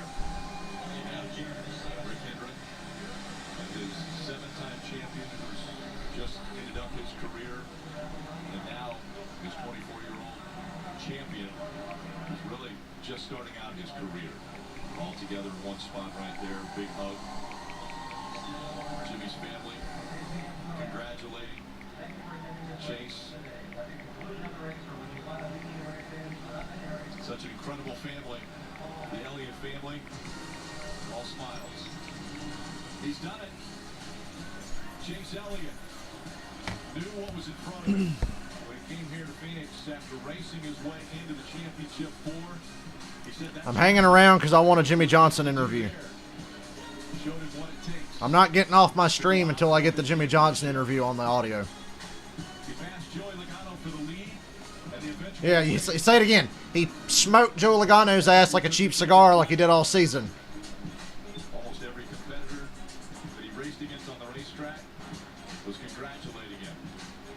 Chase Elliott has won the 2020 NASCAR You know who doesn't have a championship? Denny Hamlin! I'm kidding. I like Denny. I'm sorry. I just had to get that in there. I'm only, like, sarcastically trolling. Now, during that commercial, I'm switching to Dallas-Pittsburgh, because this is the game I'm going to be watching after I'm done watching the post-race stuff. Dallas is up 16-9 on Pittsburgh. Pittsburgh, fucking stop. What are you doing? Let's listen to this during the commercial. Big Ben going up top. Should have been intercepted. 4th down. Never mind. We'll just go back and mute the commercials. We'll deal with that Dallas-Pittsburgh mess later when I'm off stream. Oh, what a day. What a week. This the greatest week in the history of our country? I think so. Georgia's taking dubs all over the place.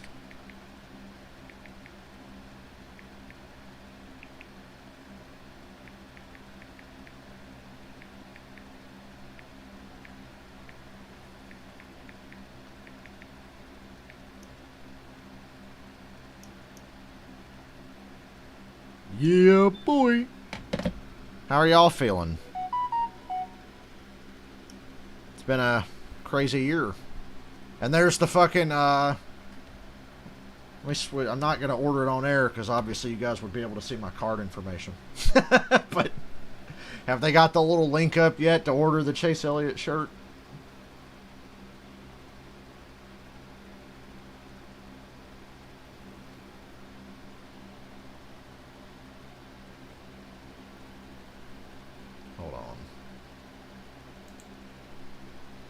Just seeing if they got them up yet.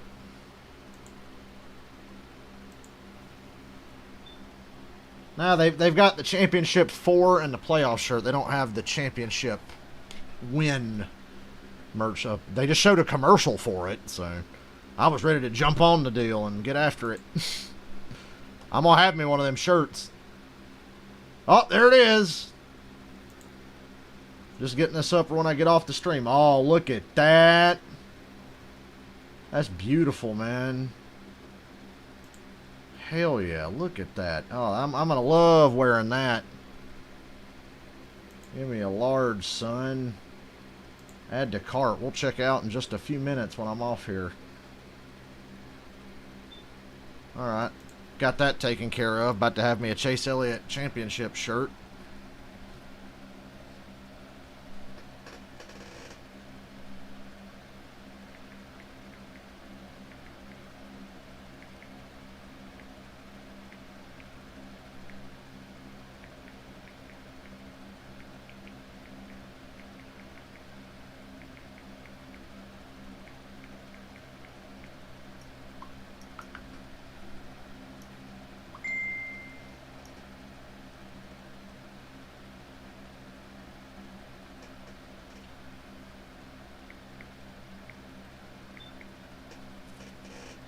To take in as he won the championship, he won the race. The fans here showed their appreciation when he climbed out of the car. You see the elation continuing. You know, here's a kid who has really spent his entire life at the racetrack.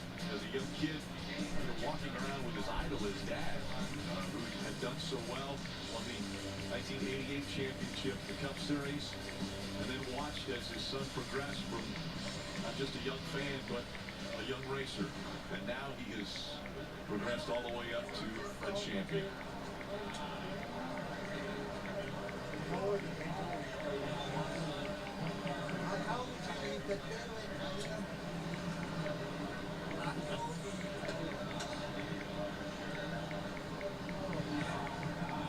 His dad has spotted for him at road course races where you need more than one spotter. He's been very notable in the growth of Chase, and now they're going to celebrate together. Man. Alex Bowman coming over to congratulate his teammate and friend. What a day. Another big story. It's coming out of Phoenix Raceway, the final race for Jimmy Johnson. Let's go to Dave.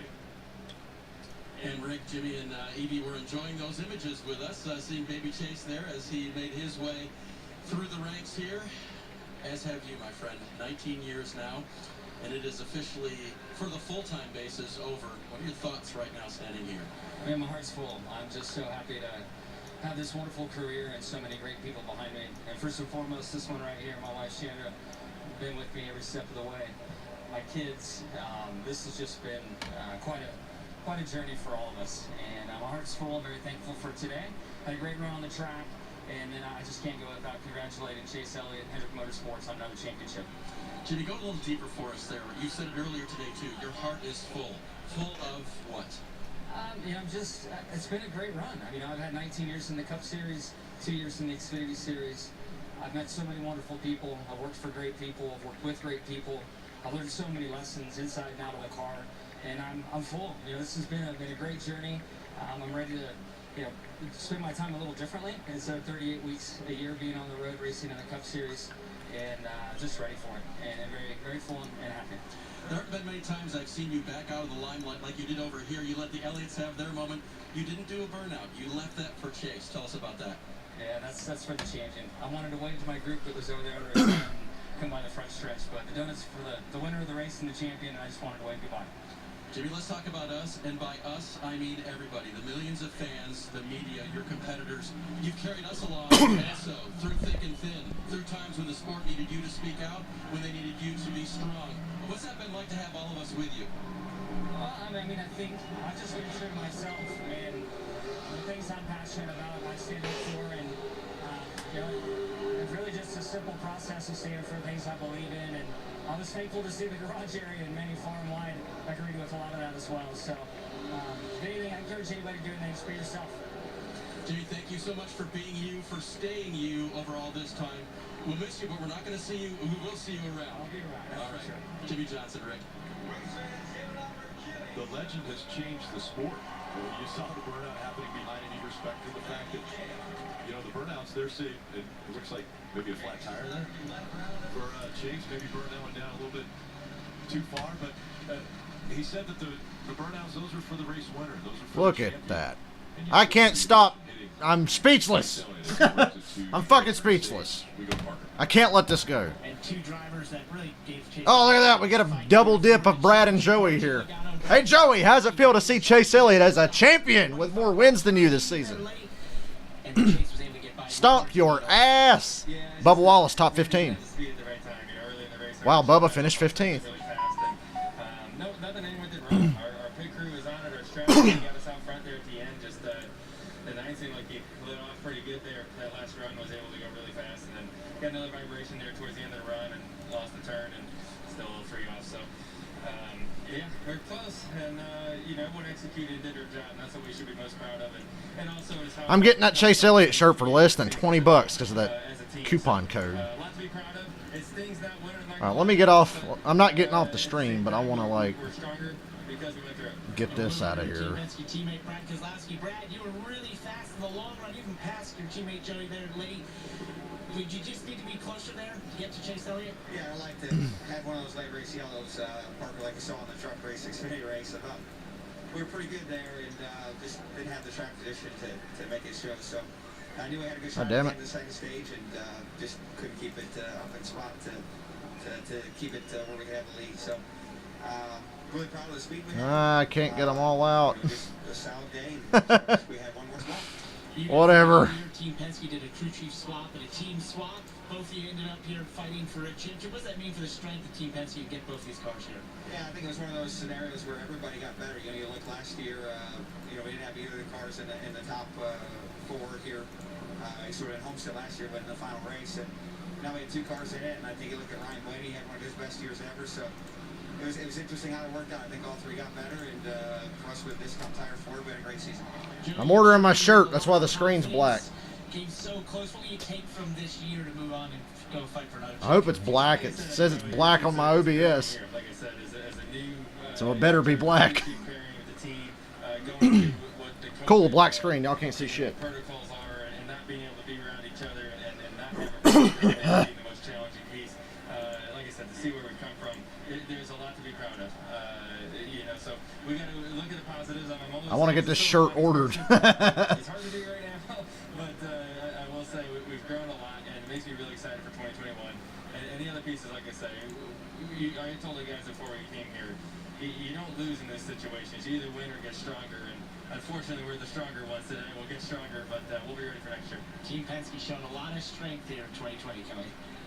Well, it wasn't quite the race that Denny Hamlin was looking for to cap off what's really been an incredible season with 7 wins up top. Denny, it just seemed like you never really had the handling you needed in that car. What were you dealing with behind the wheel? Yeah, we a little off handling, but I think just overall car speed just didn't quite have enough. I think the next best teammate was 10th, so we just, as an organization, got to get a little bit better, especially on the short tracks. It just seems like we were a little bit off all year, and that was all I had. That's for sure. I was pushing for everything I had. Just the FedEx camera just didn't have quite enough today, and we ended up for it.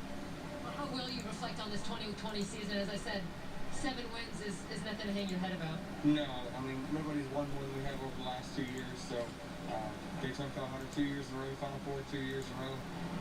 Pretty proud with what this team's doing. Yeah. Dan Marino, Mark Martin, get the fuck off my. I'm kidding. I'm just trolling. Looking forward to it. I promise I'm just trolling. We possibly can to get ourselves back in Phoenix again and with another shot. But proud of this whole Joe Gibbs FedEx team for giving me cars that are capable of winning every week. Looking forward to seeing Denny Hamlin back in 2021 as both driver and team owner, Rick. Yeah, we saw how Jimmy Johnson finished this race in 5th with him stepping away. That means now that there is only one multi-year champion that will be in the field, and that's Kyle Busch. Now we have quite a few with a single champion. All right, guys. Well, I don't know what I'm hanging around, kinda, for the ceremony of the trophy and all that. Well, maybe. Well, fuck it. Let's stay. I'm not really talking much, so I don't feel a point to be on stream, but I'll stay around for another minute or two. I'm just soaking it in. I'm soaking it in because I'm just so gosh darn happy. Celebration continues. Should. Just an amazing run. I mean, we talk a lot about different ways to win a race, and in the end, Chase Elliott just went up, Marty, and took the win and took the championship. And I can tell you, Chase in the car a moment ago, he still has tears in his eyes. It is time to officially present him the Cup Series hardware. And his words to me in the car a moment ago, I still can't believe it. Eddie DeHaan, the spotter, first time he's been able to see Chase since the race. Step up to that microphone because we're going to call up NASCAR President Steve Phelps. Hamlin should have teamed up with Barkley, not George. Hey, Chase. Jeff. What a remarkable last 2 Sundays.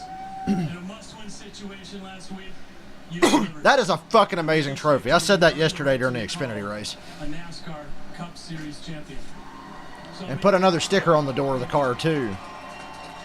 So on behalf of everyone in NASCAR, and truly the best and most loyal fans in the world, I want to present the Bill France Trophy to you as our 2020 NASCAR Cup Series champion. Chase is a champion.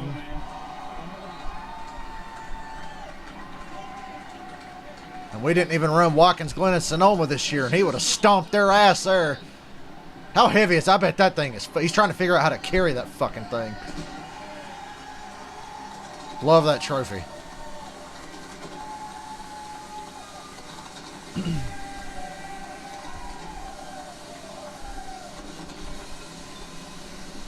Don't drop it. Whatever you do, don't drop it. You said all week you wanted to enjoy the moment, Chase. But are you still in disbelief that this moment has happened? I honestly think I am. I wish I could pause time and just enjoy it. I mean, so many people to thank. I feel like my parents obviously have been here since day one. I have a great support group around me. Mr. Hendrick for taking a chance on me and believing in me when I think a lot of people didn't, and sticking with it, and without him wouldn't have the opportunity. Championship partners like NASCAR. Still worry about the coffee. They deserve to be here. Hooters, Mountain Dew, Kelly Blue Book, UniFirst, Chevrolet, all the people. I'm missing anybody. Thank God, everybody. Chevrolet, all the people that make HMS what it is, and all the people at HMS. I mean, this has been, you know, up and down year to say the least. And how about Alan Gustafson? National Cup Series champion. He's come very close a few times, and there's no crew chief in the garage more deserving than him. So couldn't be more proud of this team. Have a fantastic group, and wouldn't want to go to war with anybody else. We heard your dad say earlier, a moment ago, he was hugging you. He said, I told you you could do it. I told you you could do it. What were those conversations this week like with your father? He did. He just kept saying, all I got to do is beat 3 people. He said, it's easy, right? Yeah, just beat 3 people. And I was like, that's a good way to look at it. So he said it all week. He felt confident that we could come out here and do this. And I don't know what it was, but he was right. And I'm sure Maybe I should order one of them Chase Elliott decals for the championship and slap that on my computer. How much are they? I was just ready to claim my damn shirt. I didn't even take the time to see the other shit.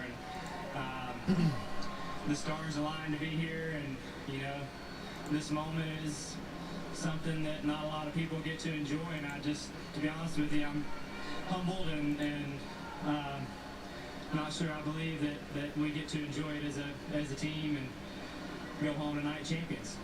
Chase, I promise you, it's real, and that trophy is yours, and all of these guys and you are now Cup Series champions. Chase Elliott, your 2020 Cup Series champ, guys.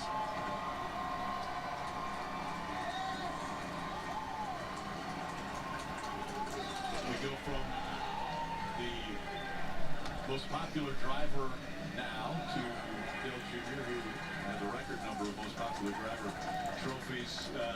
Really an emotional time for this young man, but what an accomplishment he has been able to achieve here. Yeah, I think back a couple years ago, we were talking about the young guns coming in to take on the veterans, and the veterans sort of shut them out, kept them at bay. The veterans still win races today, but it's so good for the sport to see one of the youth, and Chase Elliott, with that lineage, that name, that last name, that history, be victorious and win a championship so young, so early in his career. Just think about the things that he'll be able to accomplish beyond this now with this confidence that he is a champion. So awesome day for not only Chase and his team, but the whole sport. I mean, this year's been so hard on our sport. The leadership really stepped up, and Chase has delivered us a very popular championship. Yeah, the way he did it was incredible. Also, go back to Martinsville in a must-win situation. This young driver and his team delivered, and they come here today. We all know that we're going to have to win this race. We're going to win the championship, and they deliver again. So 2 wins in a row to ultimately win the championship. As a driver, that's what you dream. Oh yeah, and he won the race. There's the puny little race win trophy he's got with him now. As a kid, you the ball in the backyard and hit a shot with 3 minutes to go. You hit it with 3 seconds to go, and that's what Chase Elliott did.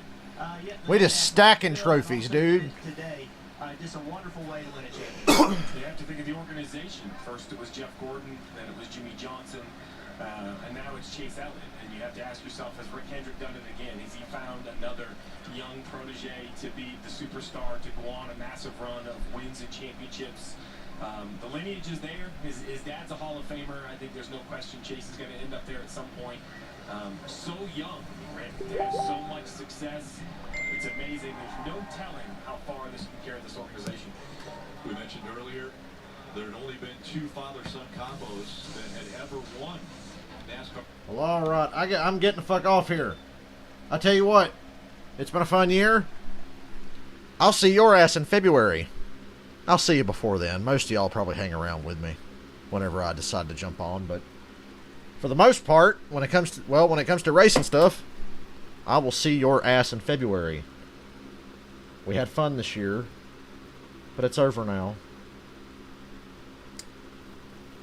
I don't really know how to end it, but at least we're happier than we were about 10 months ago in Daytona, when I wondered live on the air, was Ryan Newman going to make it out? And then we had the COVID break. It's just, what a clusterfuck of emotions. But yeah, Daytona in February.